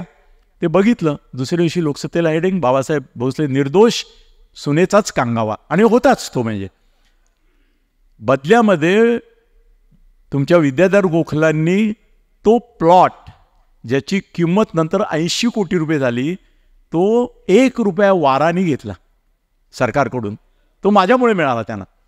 पण हलकट इतके की ज्या दिवशी त्याची पायाभरणी होती त्या दिवशी मला बोलवलं नाही. मी वैतागलो. मी म्हटलं चायला आपल्याला कसं नाही बोलवलं. मी गेलो त्यांच्याकडे तावाने. मी म्हटलं तुम्ही मला नाही बोलवलं. अरे म्हणे तो तोंड आहे का थोबाड आहे, तू तिथे सगळ्यांना सांगितलं असं असं झालं आणि याला मिळालं, माझी गेली असती ना आबरू, म्हणून मी तुला बोलवलं नाही, चल आपण आता जाऊया. शहाणे जात तुम्ही म्हटलं. पण कितीतरी संपादक हे ते आपल्याला हे सगळं वरचं चित्र दिसतं ना, ते खरं नसतं. आणखीन एक गोष्ट, आता किती मिनटं झाले? हां, ते हे हमो मराठी म्हणून हा लोकप्रभाचे संपादक होते आणि भयंकर सुंदर लोकप्रभा काढत होते. तुफान चालला होता. तर मॅनेजमेंटच्या मनात गोयंकांच्या असं आलं की आपण यांनाच लोकसत्ताचं संपादक करू. माधव गडकरी संपादक होते. त्यांना लक्षात आलं की हा आपल्याला थ्रेट देतोय, म्हणजे हा आता संपादक होईल. तर तो काय प्रेम प्रकरणवाला होता, रंगीला रतन होता होमो मराठे. तर ते मला म्हणाले की हा शनिवार रविवारी पुण्याला जातो घरी, तर याचं ना शनिवार रविवारी आपण ड्रॉवर खोडूया आणि त्याच्यातले प्रेमपत्र आणि फोटो बिटो सापडतील. म्हणजे चालेल, मला काय, तुमच्याकरता दरोडा टाकला तर मी ऐतिहासिक दरोडे करू, चंबळनंतर तुम्हीच काय मारूया म्हटलं. खरोखर आम्ही शनिवारी तो गेला पुण्याला, होमो मराठे, मी गडकरी असे सुपरवायझर म्हणून उभे, मी स्क्रूड्रायव्हर आणि फोडतोय. प्रदीप वर्मा, नावं आपण नावं घेऊनच बोलतो. तो दुसरा तो एक चित्रकार होता, आता तो नाही आहे त्यांच्याबरोबर. आम्ही ड्रॉवर फोडलात, आतमध्ये 100 पत्र आणि 100 बायका, सगळ्यांना 30 पत्राचे फॉर्म्युले, म्हणजे झेरॉक्स मारल्यासारखा लेखाचा लिहायचा. तर बायकाही तशाच प्रकारची पत्र लिहायची. ते सगळा गठ्ठा उचलला. म्हटलं काय करू? ते म्हणे काय मी लोकसत्तात नाही छापू शकत, हे गगनभेदीला छाप. ठीक आहे म्हटलं. मग मी लफडेबाज संपादक म्हणून वगैरे सगळं ते पत्र त्याचे रेफरन्स वगैरे देऊन छापून टाकलं.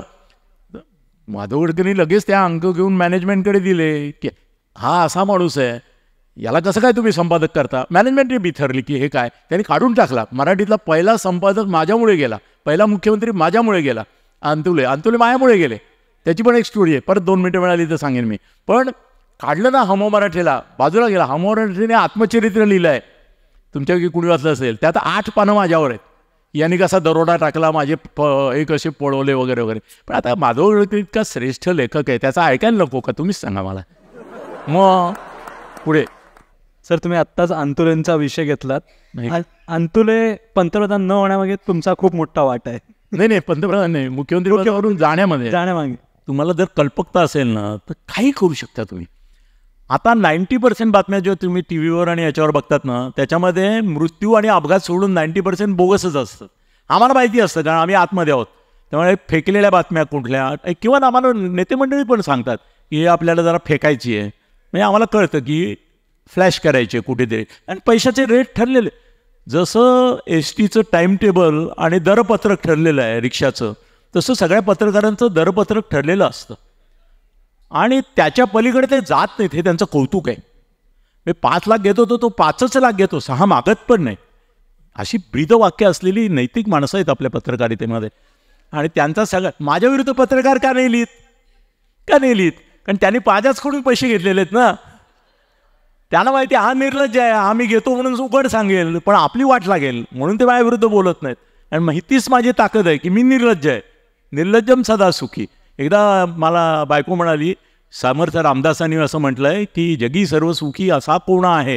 म्हटलं त्यांना कळून टाक रामदासांना, अनिल थत्ते आहे. तर म्हणजे असं कसं काय म्हणलं, निर्लज्जम सदा सुखी संस्कृत वचन आहे त्याच्याबद्दल. मी निर्लज्ज आहे, मी पैसे घेतले का तर घेतले म्हणून सांगतो, यांच्यासारखे लपवत नाही. तर दत्ता सराफ म्हणून मनोहरचे संपादक होते, तर आम्ही गप्पा मारत बसलो होतो. तर ते म्हणाले अरे या आठवड्याला काही विषय नाही. त्यावेळेला अनिल अवचट सामाजिक बघायचा, अरुण लिमये होता तो काही वेगळ्या विषयावर, तुमची ती ही देवयानी सोबळ ती चंदेरी चुईंगम लिहायची, तर मी पॉलिटिकल लिहायचो. ते म्हणजे स्टोरी नाही म्हटलं स्टोरी काय बनवता येते ना. म्हटलं चहा मागवा, तोपर्यंत मी करतो. पण चहावरून आठवलं, सांज लोकसत्ता नावाचा पेपर होता चंद्रशेखर वाघांचा. आठवड्यातून एखाद दोनदा तरी त्यांचा सकाळी 7 वाजता मला फोन यायचा, अनिल हेडलाईनला बातमी नाही आहे, लगेच बातमी दे. मी त्याला सांगायचो 5 मिनटं थांबा, जरा डोक्याला इकडून मारतो, काय बातमी सुचते सांगतो आणि देतो. सांज लोकसत्ताच्या वर्षातून किमान 50 हेडलाईन माझ्या असायच्या आणि त्या फक्त मलाच माहिती असायच्या कारण त्या खऱ्याच नसायच्या. पण छापायचे ना सांज लोकसत्ताला हेडलाईन, कारण त्यांची मारागडची कॉम्पिटिशन होती. त्यामुळे तो फेकतो का मी फेकतो, तो जास्त खोटं बोलतो का मी खोटं बोलतो, तर मी नंबर 1चा खोटा होतो, त्याच्यावर मात करायचो. तर इथे झालं असं की मी त्यांना म्हटलं करूया ना आपण स्टोरी. म्हणजे काय करायची, म्हणजे कसं आहे ना, अंतुल आहे मुसलमान आणि भारताचा एकतरी पंतप्रधान मुसलमान व्हावा असं जगातल्या मुसलमानांना वाटत असेल. तर आपण एक अशी आयडिया करूया की मुस्लिम देशामध्ये पैसे गोळा करणं चालू आहे अंतुल यांना पंतप्रधान करण्यासाठी, लोकसभेला पैसे वाटण्यासाठी वगैरे वगैरे. ते म्हणाले आयडिया छान आहे, पण ते प्रूव्ह कसं करायचं. मी म्हटलं एकालाही उर्दू येत नाही आणि एकालाही अरेबिक येत नाही. कुठलं तरी अरेबिक पान कुठून तरी उचलून आणू, फाडू आणि ते चिकटवून टाकू. कोणाला कळतं अरेबिकमध्ये काय लिहिलं आहे, आपण सांगून टाकू की याचा इंग्रजी अनुवाद असा आहे की Y Antule should not be made prime minister of India. लाव म्हणे. आम्ही 6 पानी स्टोरी लावली आणि त्याच्यामध्ये कुठली तरी अशी वेडगळ पानं टाकून दिली. आम्हालाही कळलं नाही कसली होती ती. काय मूर्ख किती वरपर्यंत असतात, पंतप्रधानांपर्यंत किती लोक मूर्ख असतात. दुसऱ्या दिवशी सकाळी IB चे लोक माझ्या घरी की स्टोरी कुठून मिळाली तुम्हाला, कशी मिळाली. मी म्हटलं आता जास्त आपण डिटेल दिला ना हे आपल्याला ग्रिल करतील. तर मी म्हटलं मला रामराव अधिकांनी दिली. जा रामराव अधिकांकडे आणि विचारा त्यांची काय हिंमत आहे रामराव अधिकांना द्यायची. बरं रामराव अधिक माझे दोस्त होते, विचारलं असतं तर सांगितलं असतं मला वाटप करायला आले होते म्हणून मी तुमचं नाव सांगितलं, असंही सांगू शकतो, इतका बिंदास आहे मी. तर नंतर मग भीष्मराज बाम हे नाव तुमच्यापैकी प्रत्येकाने ऐकलं असेल. ते IG होते. मी नावं घेतो हे लक्षात ठेवा, इतरांपेक्षा माझं वेगळे पण, म्हणजे लगेच हा सूर्य हा जयद्र. तर भीष्मराज बाम मला भेटायला आले. ते म्हणाले अरे तू काय केलंस ते. म्हटलं काय झालं, हे तुझं अंतुल्यांचं छापलं खरं होतं का. म्हटलं अजिबात ते असंच गंमत अफूचा गांजाचा एक पुडी ओढल्यावर कसं वाटतं तसं काहीतरी सुचलं, दिलं ठोकून. अरे म्हणे पण त्यांचं मुख्यमंत्रीपद जात आहे ना. म्हणजे काय झालं. ते म्हणे इंदिरा गांधी जाम एकदम अस्वस्थ झाली आहे, तिला वाटतं हे खरंच आहे याच्याकरता. आणि आता 12 जानेवारीला लेंटिनचा निकाल आहे, लेंटिननी 5 रिमार्क जरी मारला ना तरी याचं मुख्यमंत्रीपद जाणार. आणि खरंच 12 जानेवारीला लेंटिननी प्रो क्युदो असा एक फक्त रिमार्क मानला, तो 100 मुख्यमंत्र्यांबाबत आतापर्यंत मारलेला आहे, कधी कोणाला काढलं नाही. अंतुलांना 12 जानेवारीला काढलं केवळ त्या स्टोरीमुळे. मी पण विचार करतो की इंदिरा गांधी पण एवढी बावळट आहे की कोणता तरी पत्रकार काहीतरी गांजाची पुडी पिऊन प्यायल्यासारखं काहीतरी लिहितो, त्याच्यावर ती विश्वास ठेवतात. असा विश्वास ठेवतात. मोठ्या लोकांचे सोन्याची माणसं पितळेचे कान असतात. त्यात बाळासाहेब नंबर 1. बाळासाहेबांच्या संदर्भात एवढ्या लोकांचं नुकसान कानी लागल्यामुळे झालं आहे, त्याला काही सीमाच नाही. त्याला तुम्ही काही सांगा, पटायचं त्यांना. त्यांचा बाबा दर आठवड्याला बदलायचा. त्यांच्या टेबलावर एक बाबा असायचा. आता मी रोजच घरी जाणार म्हटल्यावर मला दिसायचं, आठवडा झाला की त्यांचा बाबा बदलायचा तिथला फोटोतला. मी विचारायचो, काय झालं बाबा? बाबा गेला. युसलेस, भिक्कार चोट होता, काढून टाकला. म्हणलं आता दुसरा बाबा येईल 2-3 दिवसात. म्हणजे आमचं इतकं मोकळं नातं होतं की असं ते बाबा बुवा बदलणं. बाबा बुवांच्या करता मी काय काय केलं हे सांगितलं ते राजकारणी फिके पडतील. एवढ्या गोष्टी केल्यात मी त्यांच्याकरता, बाबा आणि बुवांकरता, पण ते आपण कधीतरी राखून ठेवू पुढल्या वर्षी करता.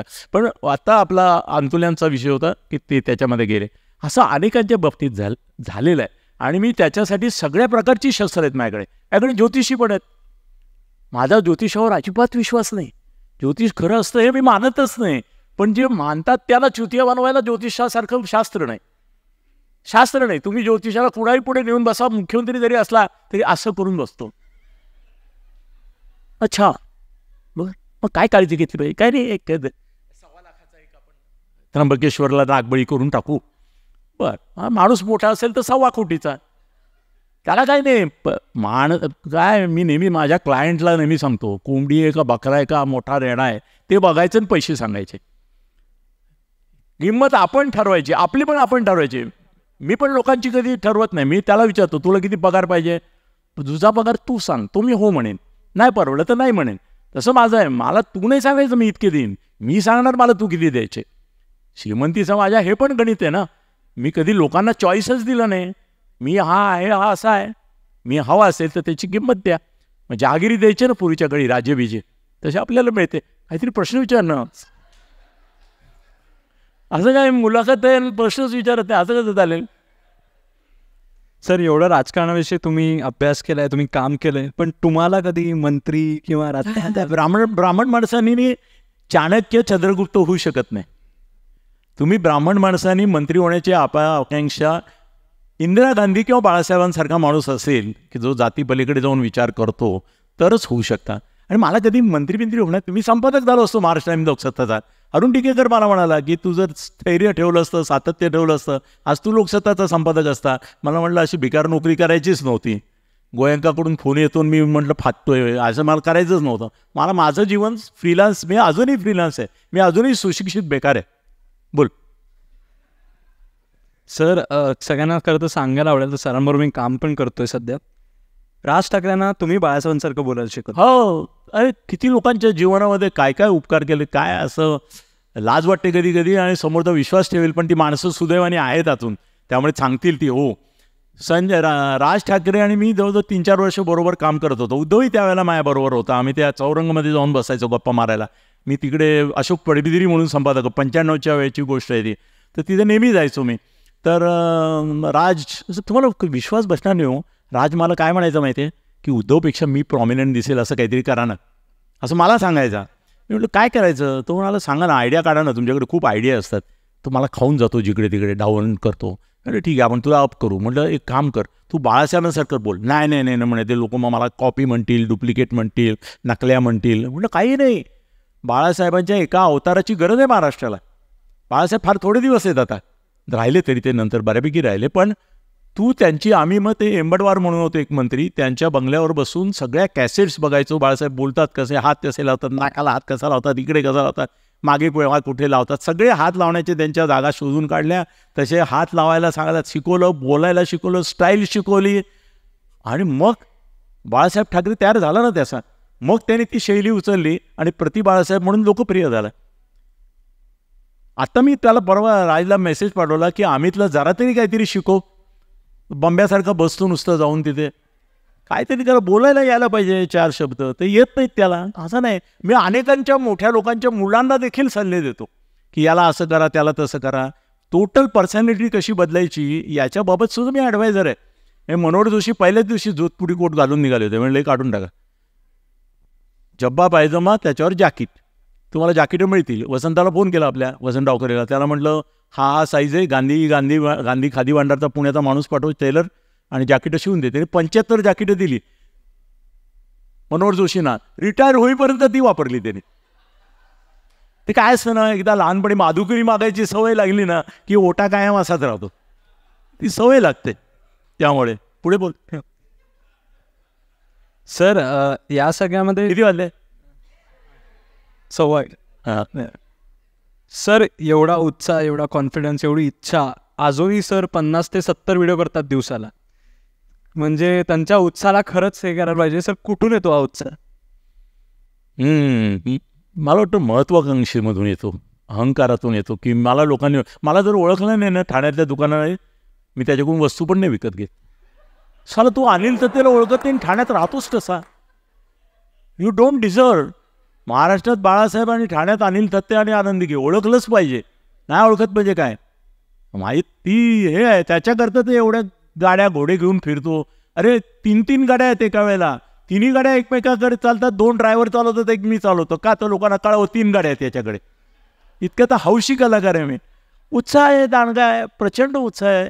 मी रात्री 2 वाजेपर्यंत जागतो. 2 वाजेपर्यंत मी असाच असतो. माझ्या बायकोला विचारा.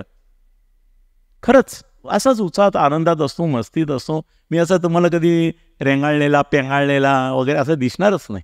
ऑलवेज आनंदामध्ये. याचं कारण आनंदाला कारण लागत नाही हो, दुःखाला कारण लागतं.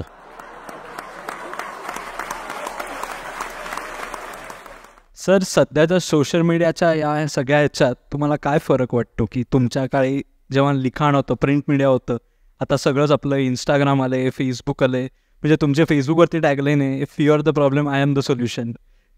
तर हे काय तुम्हाला आतला बदल वाटतं? कसं आहे ना, की व्यासांनी लिहिलेलं महाभारत, वाल्मिकींनी लिहिलेलं रामायण आणि रामानंद सागरचं आणि बी आर चोप्राचं रामायण महाभारत याच्यात जेवढा फरक आहे तेवढा आमच्या पत्रकारितेत आणि आजच्या पत्रकारितेत आहे. आमूलाग्र बदल झाला आहे. सर सध्याचे कुठलेही प्रश्न संपले असतील तर तुझ्या डायरीत आहेत माहीत. यू विल नॉट बिलीव्ह, आम्ही हा संपूर्ण व्हिडिओ ऑलरेडी 1 तासाचा आमच्या घरी बसून शूट केलेला आहे. आणि मी तिथेही असंच बोललो आहे. याची थोडी थोडी उसवत होती, फाटत नव्हती. पण तो म्हणाले असं सगळं तुम्ही तिथे बोलणार का? मी म्हटलं नाही बोललो तर मग अनिल तर त्याला कशाला बोलवतोस? प्रवीण दवण्याला बोलव ना. सर आत्ताचेही मुख्यमंत्री असतील, उपमुख्यमंत्री असतील, तुमचा एक मेसेज गेला तरी ते त्याची दखल घेतात. हे पूर्वीपासून चालत आले? हो हो, तेवढी दहशत आहे की मी मेसेज पाठवला तर निदान पुढल्या 7-8 तासात जेव्हा ते बघतील तेव्हा येस नोटेड असं तरी काहीतरी करतात. किंवा मिस कॉल जर दिला तर त्यांना जेव्हा वेळ होईल तेव्हा फोन करतात. तेवढी पुण्याही माझी पहिल्यापासून आहे, आजही आहे. सर कार्यक्रमाच्या शेवटीकडे येतो. मी फार ॲडव्हर्टायझिंग, मास मीडिया या लाईनीत काम केल्यामुळे तुमचं आयुष्य जर बघितलं, जे काय आज आपण गप्पा ऐकल्या, तर तुम्हाला नाही असं वाटत की तुमच्यावरती बायोपिक किंवा सिनेमा व्हावा? अजिबात नको, अजिबात नको, अजिबात नको.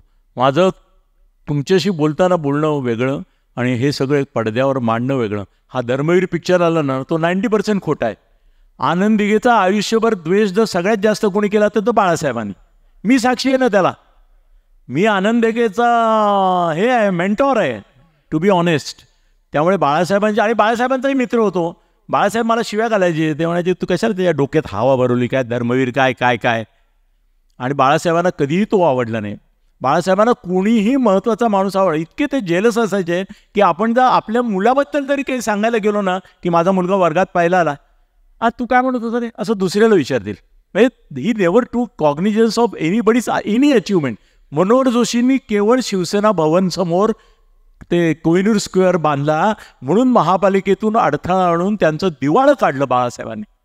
विचारा ना तुम्ही, मनोहर जोशींचं दिवाळं निघालं तर नाही निघालं? निघालं. कोणी काढलं? बाळासाहेबांनी काढलं. कसं काढलं? महापालिकेच्या सगळ्या ऑब्जेक्शन्स लावून तो कोहिनूर स्क्वेअर विकायला लावला, त्यांना दिवाळं काढलं.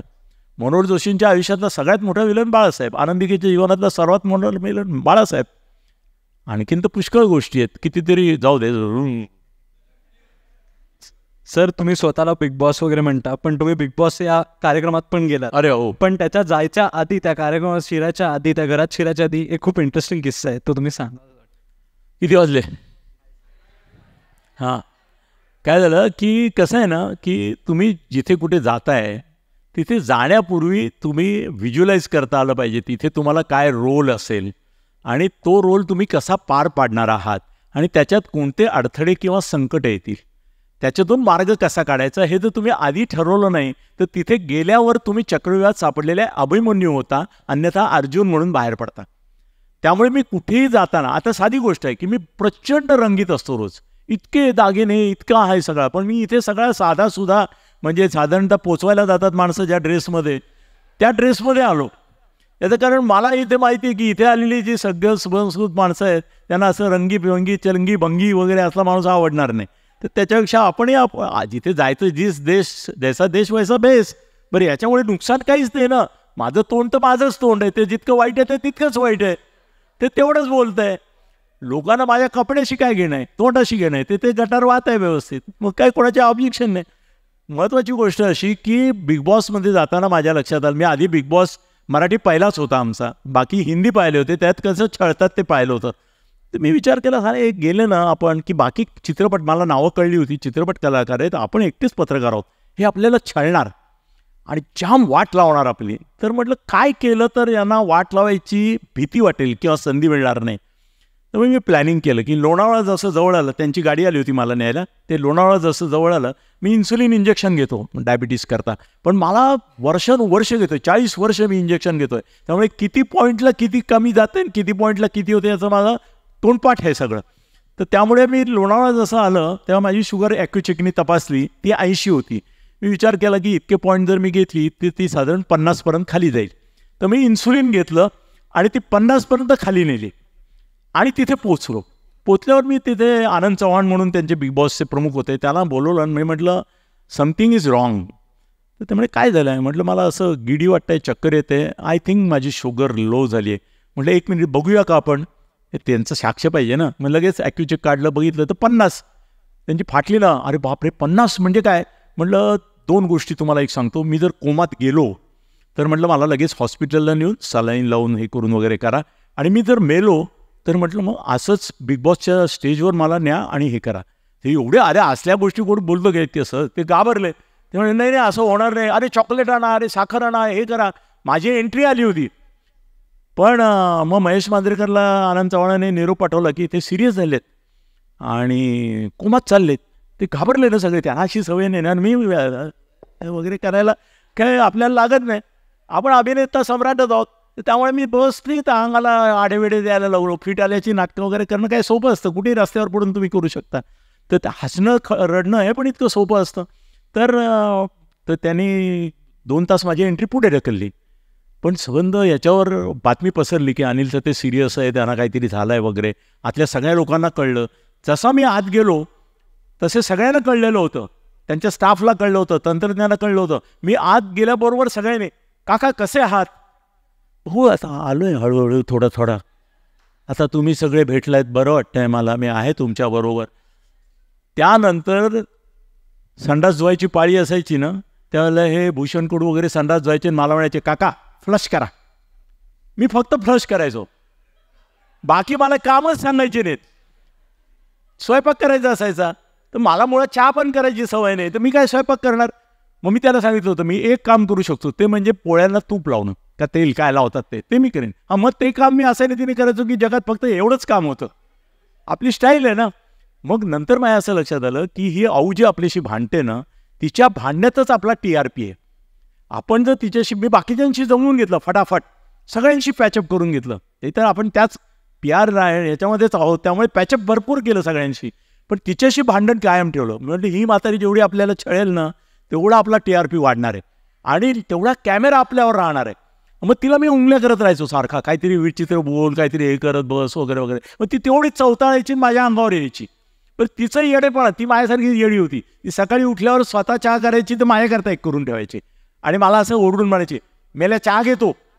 पण चहा घ्यायचो आणि म्हणायचो तुला तरी काय काम आहे सकाळचं, रिकाम टेकडी म्हातारी, खडूस सासू वगैरे असं बोलायचो. म्हणजे ती चवताळायची. मग दिवसभर माझ्यावर राग काढत राहायचं कुठेही गेलो की. खरं सांगायचं तर बिग बॉसमध्ये मी लोकप्रिय होण्याचं एकमेव कारण ती खडूस सासू होती. तिच्यामुळे मी लोकप्रिय झालो. पण तुम्हाला कळलं पाहिजे की कुणाला विलन केलं तर तुम्ही हिरो होता, ते कळलं की तुम्ही यशस्वी झालात. तर त्यामुळे तिला ती जाणीवपूर्वक विलन केली. आणि नटसम्राट आहे हो मी. ज्या वेळेला त्यांनी असं सांगितलं ना की ते काय असं चिखलातून चालत जा वगैरे वगैरे, माझी मुलं इकडे रडायला लागली.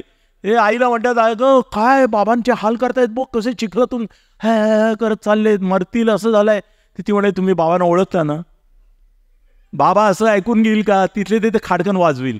हे मुद्दाम करतायत ते. आणि मी खरंच असं करायचो की वगैरे करून असा चालायचो ते. आणि त्याच्यात एक मुलगी ती हिला मला वाटतं ऋतुजा मला वाटतं तिचं नाव, तिला सांगितलं माझ्या पाठीवर बस त्या औनी, की नुसताच चालतोय तो ते पाठीवर बस. ती पाठीवर बसायला आली. म्हटलं एक लक्षात ठेव तू आता माझ्या पाठीवर जर खरी खरी बसलीस ना तर बिग बॉसच्या बाहेर मी हे लक्षात ठेव. बिग बॉस वर्तमानपत्रात अशी करून टाकले तुझी हे मी कुठे काका कुठे बसते. म्हटलं असं असं चालायचं. ते लहान मुल कसं हागलं की 2 पायावर चालतं तसं झालं. ते टेकायचं नाही ढुंगण माझ्या अंगाला. ती तशीच विचारी चालत राहिली अख्खा वेळ. मी मजामध्ये खाली असा पडतोय, चिखलात पडतोय, तोंड लंगवून घेतोय, काही त्रास झाला नाही मला. त्यामुळे ती जी एक माझी गिमिक होती ती शेवटपर्यंत उपयोगी पडली. अरे मी एकमेव माणूस होता, 3दा डॉक्टर तपासायला यायचा आणि तो आला की मी गप्पा मारत बसायचो. बाहेर काय चाललंय, इकडे काय बातम्या येत आहेत, हे करतायत. माझा सोर्स ऑफ इन्फॉर्मेशन त्याला वश करून घेतला. म्हणजे बाहेर गेल्यावर बघूया तुमचं काही करता आलं तर. ती तर आपली स्टाईलच आहे. पुढे काय प्रश्न शेवटच्या झालं असेल आता. शेवटच्या त्याच्याकडे जातो सर. एक छोटासा रॅपिड फायर आपण तुमच्या रॅपिड फायर छोटासा. ठीक आहे सर, तुमच्या आवडीचे जवळचे मित्र जे आहेत, जे आत्ता राजकारणात आहेत, मोठ्या पदावर आहेत, त्यांच्याविषयी एक किंवा काय सल्ले द्याल मित्र म्हणून? तुम्ही सल्ले द्याल? हां, मित्र म्हणून. एकनाथ शिंदे, जवळच्या माणसांपासून सावध. देवेंद्र फडणवीस, श्वेता स्वालिनीपासून सावध. अजित पवार, स्वतःच्या तोंडापासून सावध. उद्धव ठाकरे, बायकोपासून सावध. तुमचा खास मित्र संजय राऊत. संजय राऊत तो सुधारण्यापलीकडे, त्याला काही सल्ला देऊन उपयोग नाही. राज ठाकरे. राज ठाकरे जरा लोकांच्या मुलांपेक्षा स्वतःच्या मुलाकडे लक्ष द्या. आणि शेवटचा जितेंद्र आव्हाड. जितेंद्र आव्हाड हां, आता अफेअर करत नाही तो, पूर्वी खूप करायचा. पण ठीक आहे, तो योग्य मार्गाने चालला आहे, फार काही नाही, त्याने असंच राहावं. आणि राजकारणात पलीकडे मला तू माझ्याकडे माझ्याकडेच कॅमेरामॅन आहे आणि माझं सगळं एडिटिंग वगैरे तोच ते बघतो. ते तसंच चालू ठेव कायम, माझ्याबरोबर राहा, मोठा होशील. मोठ्या माणसाच्या सावलीमध्ये माणसं खुडतात हे खरं नाही. ही गैरसमज आहे की मोठ्या झाडाच्या खाली छोटं रोपटं वाढत नाही. उलट आहे त्याच्या संरक्षणात छोटं रोपटं मोठं होतं. धन्यवाद. कोणाला काही प्रश्न आहेत सरांना विचारायचे असते, आपण 1-2-3 प्रश्न घेऊयात. कोणाला आहेत प्रश्न? मला तर कसं विचारूया, पुन्हा केव्हा माझं भाषण ठेवा. बरं बाय सर, मी कुठेही जेव्हा भाषणाला जातो, गेली कित्येक वर्ष मी भाषण, आतापर्यंत 5,000 भाषणं केली असतील, तर मी कधीही मानधन घेत नाही. उलट मी मानधन देतो. याचं कारण लोकांनी आपल्याच विषयी बोललेलं काय ऐकावं. इतक्या वेळ मी जे काय बोललो ती माझीच स्तुती, माझंच ब्रँडिंग, ते तुम्ही मुकाट्याने ऐकून घेतलं. मी कृतज्ञ राहायला पाहिजे तुम्हाला, खरं जेवण दिलं पाहिजे सगळ्यांना. पण मी दरवेळेला असं करतो की मी पूर्वी सुधारायला लागलो ज्यावेळेला पैसे, त्यावेळेला 251 देत होतो, मग 2100 द्यायला लागलो. आता मी 5,000 रुपये माझा जो कोणी कार्यक्रम ठेवेल त्याला देतो, ते मी याला सुपूर्द करतो. आणि असं एकमेव कारण असं आहे की तुम्ही एवढा तुमचा वेळ देता आणि माझीच मी केलेली स्तुती ऐकता, ह्याच्यापेक्षा आणखीन मला काय पावती पाहिजे. धन्यवाद. धन्यवाद सगळ्यांनी आल्याबद्दल. पुढच्या वेळी पुढच्या महिन्यात भेटूच. थँक्यू. नक्की.